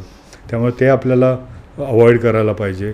सोफ्यावर जर झोपत असाल तर सोफ्याच्या कडेवर डोकं ठेवून टी व्ही बघणं किंवा तसं झोपायची सवय असते, त्यामुळे मानेची पाठीची दुखणी, खांद्याची दुखणी होऊ शकतात. तसं छोटा दिवाण असेल तर आपल्याला टर्न पण होता येत नाहीत, एकाच कुशीवर रात्रभर राहतो, त्याने आपल्याला वेगवेगळी दुखणी होऊ शकतात. त्यामुळे झोपणं एक प्रॉपर गादी, छान गादी, कुशन, हार्ड कुशन, कॉयरचं कुशन, कॉयरची गादी किंवा हार्ड गादी बनवून घेणं सगळ्यात उत्तम आहे. आणि आपल्याला चांगलं फिरता येईल. म्हणजे एक व्यक्ती झोपत असेल तर निदान 3.5 फूट किंवा 4 फुटाची तरी गादी असली पाहिजे, मॅट्रेस असली पाहिजे, म्हणजे तुम्हाला छानपैकी झोपता येऊ शकतं. त्या गोष्टी ठराविक उंची ही फार इम्पॉर्टंट आहे जमिनीपासून. तर ह्या गोष्टीचा जर आपण नीट तिथे जर आपण थोडाफार खर्च केला तर आपण पैसे वाचू शकतो जे आपल्या हॉस्पिटलला जाणार आहेत. त्याचसोबत तुम्ही असं पण सांगता की जास्त तुम्ही पैसे स्पेंड केले पाहिजे ते तुमच्या शूजवर, तर असं का? नेहमीच, कारण आत्ता अवेलेबिलिटी खूप छान आहे शूजची आणि आपल्या शरीराचा भार जी गोष्ट घेणार आहे आणि त्यावर खर्च करणं फार इम्पॉर्टंट आहे. खूप सुंदर दिसणारे बूट तुम्हाला चांगला सपोर्ट देतील असं नाही आहे. हल्ली खूप छान कंपन्यांचे चांगलं कुशनिंग असलेले शूज मिळतात आणि जेणेकरून तुमच्या पायांवरचा, गुडघ्यावरचा, कमरेवरचा ताण कमी होतो आणि तुम्ही हल्ली असं नाही की बाबा तुम्ही फक्त अर्धा तास शूज घातलेत, बरेच लोक दिवसभर शूज घालतात. त्यामुळे तसे शूज रेग्युलर वापरणं चांगल्या क्वालिटीचे फार इम्पॉर्टंट आहेत. त्यामुळे बुटांवर खर्च करा मी नेहमीच सांगेन. आणि sports shoes maximum leather shoes फक्त फंक्शन आणि काही ऑफिशियल कामासाठी वापरा, पण स्पोर्ट्स शूज जास्त वापरणं इम्पॉर्टंट आहे. खूप चांगल्या कंपन्या आहेत ज्या तुमच्या म्हणजे काही मी नावं घेऊ शकतो का? ओके, मग ॲसिक्स नावाची एक कंपनी आहे, त्याचे बूट खूप चांगले आहेत. त्याच्यानंतर आता न्यू बॅलन्स म्हणून एक कंपनी आली आहे परत आपल्याकडे, त्यांच्या पण शूजचं जी क्वालिटी आहे ती एक खूप चांगली आहे. ॲडिडासमध्ये सुद्धा तुम्ही गेलात तर थोडे वरचे शूज म्हणजे थोडेसे रेंज वरची घेतली तर ते सुद्धा शूज चांगले आहेत. तर अशा प्रकारे या मोठमोठ्या ज्या कंपन्या आहेत त्यांच्या शूजची जी रेंज साधारणतः 10,000च्या वरची जी असते ती रेंज ऑलवेज कम्फर्टेबलमध्ये मोडली जाते. तर तशा प्रकारचे शूज घ्यावे. कधी कधी लोक म्हणतात मी स्पोर्ट्स शू वापरतो, पण कधी कधी ते आग्रा किंवा अशा साईडला बनलेले असतात, काही डुप्लिकेट्स असतात, ब्रँडेड नावं देऊन. त्यामुळे ओरिजिनल जे शोरूम असेल तिथे जाऊन घेणं आणि तशा प्रकारचं ते तिथे फसवाफसवी नसते ते घेणं फार इम्पॉर्टंट आहे. अदरवाईज तसेच दिसणारे शूज तुम्हाला मार्केटमध्ये वेगवेगळ्या दुकानात मिळतात, पण ते चांगले नसतात आपल्या पायांसाठी. त्यामुळे ते फार कॅनव्हासचे शूज वापरू नका, स्निकर्स वापरू नका. स्पोर्ट्स शूज जिथे असतात रेग्युलर ते वापरा, ते खूपच चांगले. आजकाल एक नवीन फॅशन आलं आहे की ते का हाय टॉपचे ते शूज घालतात, म्हणजे आपले नॉर्मलची ती असं जर आपण शूज हे करायला गेलो तर त्याचा ते वरचा भाग अजून वाढवून ते आतल्या बाजूने असं वरती आहे, सलमान खान घालतो सलमान खान सारखं. किंवा मग मुली पण आजकाल ते गुडघ्यापर्यंतचे ते शूज असतात, बूट्स म्हणतात त्याला काहीतरी. सो ते योग्य आहे? ते योग्य तर नाही आहे, पण आता जर जिथे गरज आहे, फॅशन आहे. समजा आता एखादी सिंगर आहे आणि तिला वेस्टर्न गाणी गायची आहेत, तिला ते गुडघ्यापर्यंतचे शूज घालावेच लागणार आहे. करेक्ट. तर ते तेवढ्या वेळापुरते घालून त्यांनी काढून ठेवले. तुम्ही ते त्या कार्यक्रमापुरते तेवढ्यापुरतं घालावेत, पण ते जास्त वेळ घालू नयेत. ओके. हे शूज हाय हिल्सचे तुम्ही म्हणता तसे उंच आतून उंच केलेले तशा प्रकारचे शूज पायांसाठी चांगले नाही आहेत. इव्हन सगळ्यात पोश्चरसाठी चांगले नाही आहेत. त्यामुळे जर तुम्हाला असे घालायचे असेल तर नियमित व्यायाम करा, पायाचं आरोग्य चांगलं ठेवा, कमरेचं आरोग्य चांगलं ठेवा, स्ट्रेचिंग्स करा, मसाज घ्या नियमितपणे. त्याने मग तुमच्या पायांचं आरोग्य सगळं चांगलं राहील. आणि मग अशा प्रकारचे शूज तुम्हाला घालायला कधी तुम्हाला संधी पाहिजे असेल तर ते तुम्ही घालू शकता, पण तेवढं पुरतंच. ओके. त्याच्यानंतर तुम्ही बऱ्याच वेळा सांगता की पब्लिक ट्रान्सपोर्टमध्ये किंवा लेटचे तुम्ही कॅबनी जर कुठे जात असाल, रिक्षेने कुठे जात असाल, तर तुम्ही एक ठराविक पोझिशनला किंवा ठराविक ठिकाणी बसलं पाहिजे.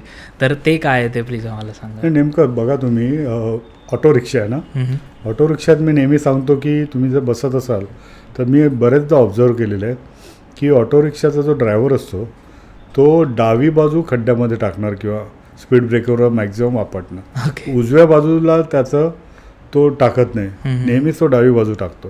त्यामुळे त्याच्या उजव्या हाताला जर तुम्ही मागे बसलात तर तितका तुम्हाला तो त्रास होणार आहे, कारण रिक्षाला सस्पेन्शन नाही आहे, त्याला काहीच हे नाही आहे.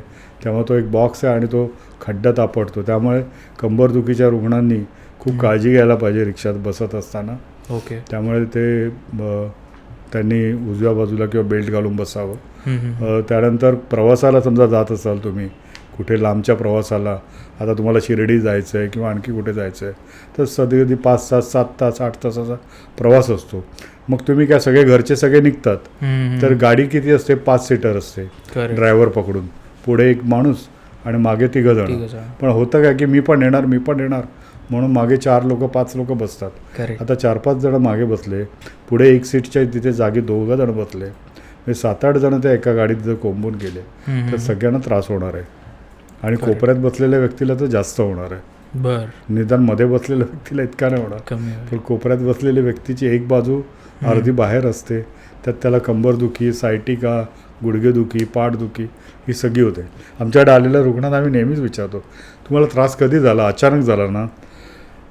म्हणजे हो, 2 महिन्यापूर्वी सुरू झाला, त्याच्या आधी नव्हता. त्यांचे एक्सरे MRI वगैरे बघितले की लक्षात येतं की चेंजेस तर जुने आहेत, पण मग आत्ता त्रास का झाला? जसं लक्षात येतं की त्यांनी कुठेतरी प्रवास केला. मग विचारतो, कुठे प्रवास केला का? गाडीमधून प्रवास केला? जास्त लांब प्रवास केला का? वाहन काय होतं? कुठल्या गाडीतनं गेलात? सार्वजनिक गाडीतनं, ट्रेनमधनं, रिक्षातून, कारमधून कसा प्रवास होता? हे सगळं विचारल्यानंतर आपल्या लक्षात येतं. ओके. सर, आता पुढचा प्रश्न असा की तुम्ही पॅसेंजर्सबद्दल सांगितलं, पण जे ड्राईव्ह करतात, सो स्पेशली कार चालवतात, तर त्याच्यासाठी त्यांच्या बॅकसाठी काही हे आहे का? कारण तासनतास हात पण असा ठेवावा लागतो, मागे पण असतं, आणि स्टेअरिंग आणि त्यांच्यामध्ये किती अंतर असलं पाहिजे? ती ॲडजस्टमेंट फारच इम्पॉर्टंट आहे तुमच्या हाईटप्रमाणे. तुमची हाईट किती आहे, तुमची हाईट कमी आहे, जास्त आहे, त्याप्रमाणे आपल्याला अंतर ठेवणं पाहिजे. अगदी बरेच लोक स्टिअरिंगच्या एकदम जवळ जाऊन बसतात, सीट पूर्णपणे पुढे घेतात, पाय खूप बेंड झालेले असतात. त्यामुळे इतकं अंतर असं बसणं, पाय थोडेसे लांब आपल्याला लांब आणि जवळ करता आले पाहिजेत. ओके. इतकं अंतर आपलं असलं पाहिजे. आता असं आखळून बसून अशी ड्रायव्हिंग केली, पाठ पण आपली भरणार आहे, गुडघे पण, पाय पण टाठरले जाणार आहेत. त्यामुळे ब्लड सर्क्युलेशन व पायांपासून ते पाठीपर्यंत परिणाम होणार आहे. त्यामुळे तसं बसू नये. कम्फर्टेबल पोझिशन, बॅकसुद्धा आपल्याला कम्फर्टेबली आजकाल बॅक मागे पुढे करता येते, सीट मागे पुढे करता येते, स्टिअरिंग्स आजकाल मागे पुढे आणि खालीवर करायचे आलेले आहेत. करेक्ट. त्यामुळे शक्यतो स्टिअरिंग एक मध्यम स्थितीत ठेवावं, थोडंसं आत ठेवावं, पाय थोडासा जितका आपल्याला लांब करता येईल तितका आपल्याला लांब क्लच आणि ब्रेक आणि एक्सिलेटरपर्यंत जाईल इतकं पाहिजे. आखडून बसू नये आणि एकदम लांब पण बसू नये, जेणेकरून पाय एकदम ताठ करून आपल्याला ब्रेक किंवा एक्सिलेटर मारायला लागतं, किंवा अगदीच इथेच आपला एक्सिलेटर आणि ब्रेक. तर एक ठराविक अंतर आपलं असलं तर पाठीवरचा ताण आणि जर समजा कंबर दुखायलाच लागली ड्रायव्हिंग करत असताना तर आपल्याकडे जर टॉवेलची घडी करायची आणि ती आपली हिप खाली ठेवायची. ओके. ती जर हिप खाली आपण घडी करून ठेवली तर पाठीचा कणा असा ताट होतो आणि मग आपली पाठदुखी बंद होते. ओके. तर अशा प्रकारे आपण तो एक प्रयोग करावा, त्याने खूप फायदा होतो कंबरदुखीवर. ओके. एक आता वियर्ड प्रश्न विचारावा असं वाटेल रॅपिड फायरमध्ये, की बऱ्याच ठिकाणी आहे ना बऱ्याच लोकांच्या लिव्हिंग रूममध्ये टी व्हीची पोझिशन पण जी असते ना ती खूप वरती ना तर खूप खाली असते. सो त्याच्यामुळे नेक पेनचा इश्यू होतो. सो त्याची काय एक आयडियल पोझिशन आहे का, की काही काहींच्या घरी कारण तेवढी स्पेस नसते, सो कधी कधी खाली फ्रीज असतो आणि त्याच्यावरती असं म्हणजे 1 रूम किचन म्हणा किंवा 1 BHK सो त्याची काही टी व्हीची ऑलवेज टी व्ही हा आपल्या आय लेवललाच पाहिजे. त्याचा जो सेंटर आहे तो आय लेवललाच आला पाहिजे. जर तो वर असेल तर मान एक्सटेन्शनमध्ये जाणार, मानेला त्रास होणार आणि मग आपल्याला लक्षात पण येत नाही की माझं पाठ मान डोकं का दुखतंय. आणि जर खाली असेल तर तुम्ही फ्लेक्चरमध्ये जाणार. त्यामुळे एकदम खाली पण नसावं वर पण नसावं. त्यामुळे ती पोझिशन फार इम्पॉर्टंट आहे. किंवा मग आपली सिटिंग पोझिशन त्याप्रमाणे करून घ्यावी. जर टी व्हीची पोझिशन खालीवर करता येत नाही, पण आयडियल पोझिशन आपल्या आय लेवल असणं इम्पॉर्टंट असतं. आणि डिस्टन्ससुद्धा नीट ठेवणं. हल्ली आजकाल स्मार्ट टी व्ही खूप चांगले आलेत. जर चांगले लेटेस्ट स्मार्ट टी व्ही असतील तर डिस्टन्सचा इतका फरक पडत नाही, पण तरीसुद्धा ठराविक डिस्टन्सवरनं पाहणं आपल्या डोळ्यांसाठी आणि त्वचेसाठी चांगलं असतं. ओके. आता जे ॲथलीट्स आहेत किंवा जे स्पोर्ट्स लवर आहेत, सो त्यांच्यासाठी असे कुठले वॉर्मअप किंवा कूलडाऊनचे 2 व्यायाम जे तुम्ही केलेच पाहिजेत ज्यांनी तुमची इंजुरी तुम्ही टाळू शकता, हे कुठले असतील? सगळ्यात इम्पॉर्टंट आहे की स्पोर्ट्समननी पायाचं stretching, hamstring stretch, quadricep stretch हा कायम चांगला असला पाहिजे. तर तुमच्या हॅमस्ट्रिंग स्टीफ असतील तर कंबरदुखी होणार आहे, तुम्हाला वाकताना त्रास होणार आहे. बऱ्याच जणांना तुम्ही बघितलं असेल क्रिकेट खेळत असताना मांडीचा स्नायू पकडला म्हणून बाहेर जातात. खेळता घेता, धावताना, बॅटिंग करताना, बॉलिंग करताना. तुम्ही असं नाही बघत की बाबा कंबर दुखायला लागली आहे. मांडीच्या स्नायू मॅक्झिमम हॅमस्ट्रिंग मसल आणि हॅमस्ट्रिंग मसलचं स्ट्रेचिंग हे फार इम्पॉर्टंट आहे. तर ते नेहमी करायला पाहिजे. काफ स्ट्रेचिंग, हॅमस्ट्रिंग स्ट्रेचिंग, ग्लूट्स म्हणजे हिप जॉईंटचं स्ट्रेचिंग, हे स्ट्रेचिंग केलं तर आपली कंबर पण चांगली राहू शकते, काफ पण चांगली राहू शकते आणि पायामधले स्नायूसुद्धा चांगले राहू शकतात. कारण मांडीच्या मागच्या भागामध्ये अनेक स्नायू आहेत जे खूप इम्पॉर्टंट स्नायू आहेत. जसं बायसेप फेमोरिस नावाचा एक स्नायू आहे, सेमी टेंडोनसस, सेमी मेम्ब्रोनसस नावाचे महत्त्वाचे 2 स्नायू आहेत. तसं ग्रुप आहे हॅमस्ट्रिंगमधला, तर ते स्नायू खूप चांगले आहेत. मांडीच्या आतल्या भागाचे स्नायू आहेत, ॲडक्टर्स आहेत, तर ते त्याच्यानंतर TFL बाहेरच्या बाजूचा मांडीचा स्नायू जो आपण त्याला IT बँड म्हणतो त्याचं स्ट्रेचिंग हे सतत करत राहणं. कुठलाही स्पोर्ट्स करण्यापूर्वी आपल्याला स्ट्रेचिंग्स आणि वॉर्मअप हे नेहमी करायला पाहिजे. मी वेगवेगळे अमेरिकन रेसलर्सना मी जेव्हा ट्रीट करत होतो त्यावेळी मी त्यांना पाहिलेलं आहे की ते स्ट्रेचिंग्सवर खूप भर देतात आणि त्यामुळे ते इतके फिट असतात आणि ते वेगवेगळ्या प्रकारे जंप करू शकतात. ओके. आणि एवढा मार खाऊनसुद्धा ते फिट राहतात. त्यामुळे ते स्ट्रेचिंग्स हे जसं RVD रॉब वॅन्डम त्याचं मी स्ट्रेचिंग बघितलं होतं, खूप छानपैकी स्ट्रेचिंग करतात ते. त्यामुळे स्ट्रेचिंग, स्किपिंग, बुकर्टी हा स्किपिंग करतो. ओके. त्यामुळे अशा प्रकारचे ते व्यायाम आहेत हे फार इम्पॉर्टंट आहेत. पण प्रत्येकाने स्ट्रेचिंग हे करायलाच पाहिजे स्पोर्ट्समनने. आणि मग वेगवेगळ्या मसाज, लॅक्टिक ॲसिड वाहून नेण्यासाठी मसाज करत राहणं, डीप टिश्यू मसाज, संवाहन मसाज, हे सगळे मसाज फार इम्पॉर्टंट आहेत. ते नियमितपणे करणं केलेच पाहिजेत. जे अगदी हुशार स्पोर्ट्समन आहेत ते तुम्ही पाहाल की ते स्पोर्ट्स झाल्यानंतर मसाज रूममध्ये दिसतील तुम्हाला. Correct, absolutely sir. आणि आता लास्ट एक क्वेश्चन विचारावं असं वाटेल की आता आपण 2026कडे चाललेलो आहोत. सो आता एका महिन्यात 2026 चालू होईल. सो असे कुठले तुम्हाला धोके वाटत आहेत अबाउट नी किंवा स्पाईन रिलेटेड की जे 2026मध्ये आपल्याला जास्तीत जास्त करून बघायला मिळतील आणि लोकांनी ते अवॉइड केलं पाहिजे? प्रचंड गुडघेदुखी वाढायला लागले, प्रचंड. इतके गुडघेदुखी मी 42 वर्ष प्रॅक्टिस करतो. पण जी गुडघेदुखी मी आत्ता पाहतो या 10 वर्षात, ती प्रचंड वाढायला लागलेली आहे. तरुणपणात वाढायला लागली आहे गुडघेदुखी. लिगामेंटच्या इंजुरी खूप व्हायला लागलेल्या आहेत. लिगामेंट टिअर कॉमन झालेलं आहे. लिगामेंटचे रिकन्स्ट्रक्शन्स होत आहेत. फुटबॉलपटूंना तर, फुटबॉल खेळणाऱ्यांना तर लिगामेंटच्या इंजुरी होतच आहेत. त्याच्यामध्ये आपण पाहिलं असेल की एक्सरसाइजचा अभाव.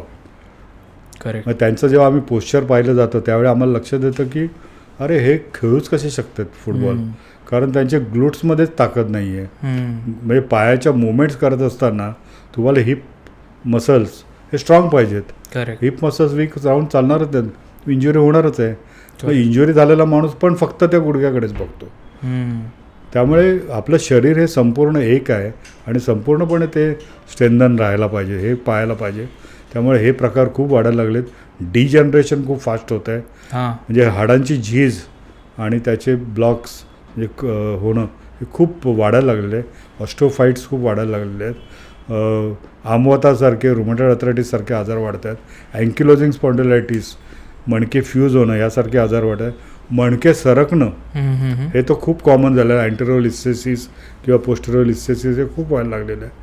मणक्याची गादी शिरून नसांना दाब पडून पायांमध्ये अपंगत्व येणं किंवा पाय दुखणं, मुंग्याणं हे प्रचंड वाढायला लागलेलं आहे. सर्वायकल स्पॉन्डिलायटिस पण प्रचंड. म्हणजे काय झालं की माणूस आहे ना आता ह्या सगळ्या दुखण्या इतके एक्सेस झालेले आहेत, पण त्याच्यासकट तो जगायला शिकला आहे. पण तो असं नाही बघत आहे की मी हे होऊ नये म्हणून मी काय करू शकतो, की मी आहे त्याच्यासकट मी जगतोय आणि मला सगळं आयुष्यातलं सगळा उपभोग पण घ्यायचा आहे. मला फिरायला जायचं आहे, सायकलिंग करायचं आहे, बायकिंग करायचं आहे, मला गिरणार चढायचं आहे, मला हिमालयात जायचं आहे, परदेशात फिरायचं आहे. ते त्याच्या सकट करायचं आणि मग एक दिवशी तुम्ही कोलॅप्स होता. करेक्ट. आणि मग तुम्हाला सर्जरी आणि वेगवेगळ्या गोष्टीशिवाय पर्याय राहत नाही. त्यामुळे मला असं वाटतं की आता नवीन वर्ष आहे. नवीन वर्षात मला वाटतं संकल्प करा प्रत्येकाने की हे वर्ष 2026 मी माझ्या आयुष्यासाठी, माझ्या तब्येतीसाठी, माझ्या हेल्थसाठी देणार आहे. आणि ह्या वर्षामध्ये आपल्याला असं अफर्मेशन करायचं आहे की मी ह्या वर्षी कंप्लीट फिटनेसकडे लक्ष देणार आहे. जे जे माझ्या फिटनेससाठी मला करायला लागेल ते मी करणार आहे. आणि त्यासाठी मी संपूर्ण या वर्षात जानेवारी 26 ते डिसेंबरपर्यंत मी प्रत्येक महिन्याचा मी प्लॅन करणार आहे. जानेवारीत मी काय करणार आहे, फेब्रुवारी मार्चमध्ये मी काय करणार आहे. योग्य मार्गदर्शन, योग्य गुरुकडून मी हे सगळं शिकून व्यायाम करणार आहे. नियमितता त्यामध्ये ठेवणार आहे. नियमित जर झाली तर त्याची हॅबिट होते. करेक्ट. आणि मग आपण ते करतो. तर ते मी ठेवणार आहे. आणि बाकीच्या सगळ्या गोष्टी मी आत्ता बाजूला ठेवेन या वर्षभरामध्ये. आणि माझी जी संपत्ती आहे, माझं जे शरीर आहे, त्याची जी संपदा आहे ती मला मिळवायची आहे परत. तर ही जी आरोग्याची गुरुकिल्ली आहे ती किल्ली मी आता माझ्या हातात ठेवणार आहे या वर्षी. आणि मी डिक्लेअर करणार आहे की हे वर्ष मला कोणीही वेगवेगळ्या गोष्टींसाठी बोलवू नका. पाहुण्यांनी सुद्धा आले तर मला मदत करायला या, पण माझ्यावर संपूर्ण भार टाकू नका. मी हे वर्ष माझ्या तब्येतीसाठी दिलेलं आहे आणि मी त्यासाठी मला हा इतका वेळ मी देणार आहे. आणि तो डिक्लेअर करा. सगळ्यांची संमती घ्या, कन्सेंट घ्या घरच्यांची, की म्हणजे स्त्री असो, पुरुष असो, मुलं असो, कोणी असो, कुठल्याही वयोगटातले असो, कारण तुम्हाला मदत लागणार आहे घरच्यांची. की बाबा 2 तास मला पाहिजेत मला दिवसाचे, ते मागून घ्या सगळ्यांकडून. ते माझे आहेत, त्याच्यावर माझा हक्क आहे आणि मी ती माझ्या तब्येतीसाठी ठेवलेलं आहे. बाकीचे सगळे तास मी तुम्हाला देणार आहे, पण या 2 तासामध्ये मला कुठेही डिस्टर्ब करू नका. या वर्ष तरी, पुढचं वर्ष मी तुमच्यासाठी देईन. तुमच्यासाठी हे 2 तास काय, मी तुम्हाला 10 तास देईन, पण हे वर्ष माझ्या तब्येतीसाठी मी डेडिकेट केलेलं आहे. आणि मी माझी तब्येत परत मिळवून दाखवणार आहे. की जी तब्येत मी आता मिळवणार वर्षभर ती मला आयुष्यभर पुरणार आहे. त्यासाठी मला जर ट्रीटमेंट घ्याव्या लागतील, काही हेल्प घ्यायला लागेल कुठली ट्रीटमेंटच्या, तर ते मी घेणार आहे. आणि ते सगळं मी अचीव करणार आहे. अशा पद्धतीचा गोल, असं ध्येय या वर्षात आपण ठेवूया सगळ्यांनी मिळून. वा, असं तुम्हाला असं मला सांगायचं आहे. वा, so thank you so much sir. एवढ्या पॉझिटिव्ह नोटवर आज आपण आजचा पॉडकास्ट एंड करतो आहे. आणि मी प्रेक्षकांना सांगू इच्छितो की चिकित्सा नी स्पाईन अँड मोर. सो याच्यामध्ये आज आपण बोललेलो आहोत रमाकांत देवरुखकर सरांसोबत आणि संवाहनबद्दल आपण बोललेलो आहोत. सो ज्यांना कोणाला संवाहन शिकायचं असेल किंवा संवाहनची ट्रीटमेंट घ्यायची असेल त्यांच्यासाठी डिस्क्रिप्शनमध्ये नंबर दिलेले आहेत. सरांचे सोशल मीडिया हँडलसुद्धा दिलेले आहेत. सरांचं यूट्यूब चॅनलसुद्धा आहे ज्याच्यावर आता नवीन वेगवेगळा कॉन्टेंट येणार आहे. सो तोसुद्धा तुम्ही प्लीज फॉलो करा, सबस्क्राईब करा चॅनलला. आणि सर तुम्ही वेळात वेळ काढून पॉडकास्टवर आलात त्याबद्दल तुमचे खूप खूप आभार. आणि आपलं एक स्वीट टॉक्सचं रिच्युअल आहे की आपण पॉडकास्ट एंड करताना फिस्ट बम्पने पॉडकास्ट एंड करतो. आज आपण डिस्टन्सवर आहोत त्यामुळे आपण एअर फिस्ट बम्प करूयात आणि श्री स्वामी समर्थ म्हणूयात. सो आजचा पॉडकास्ट एंड करू. श्री स्वामी समर्थ. धन्यवाद. धन्यवाद.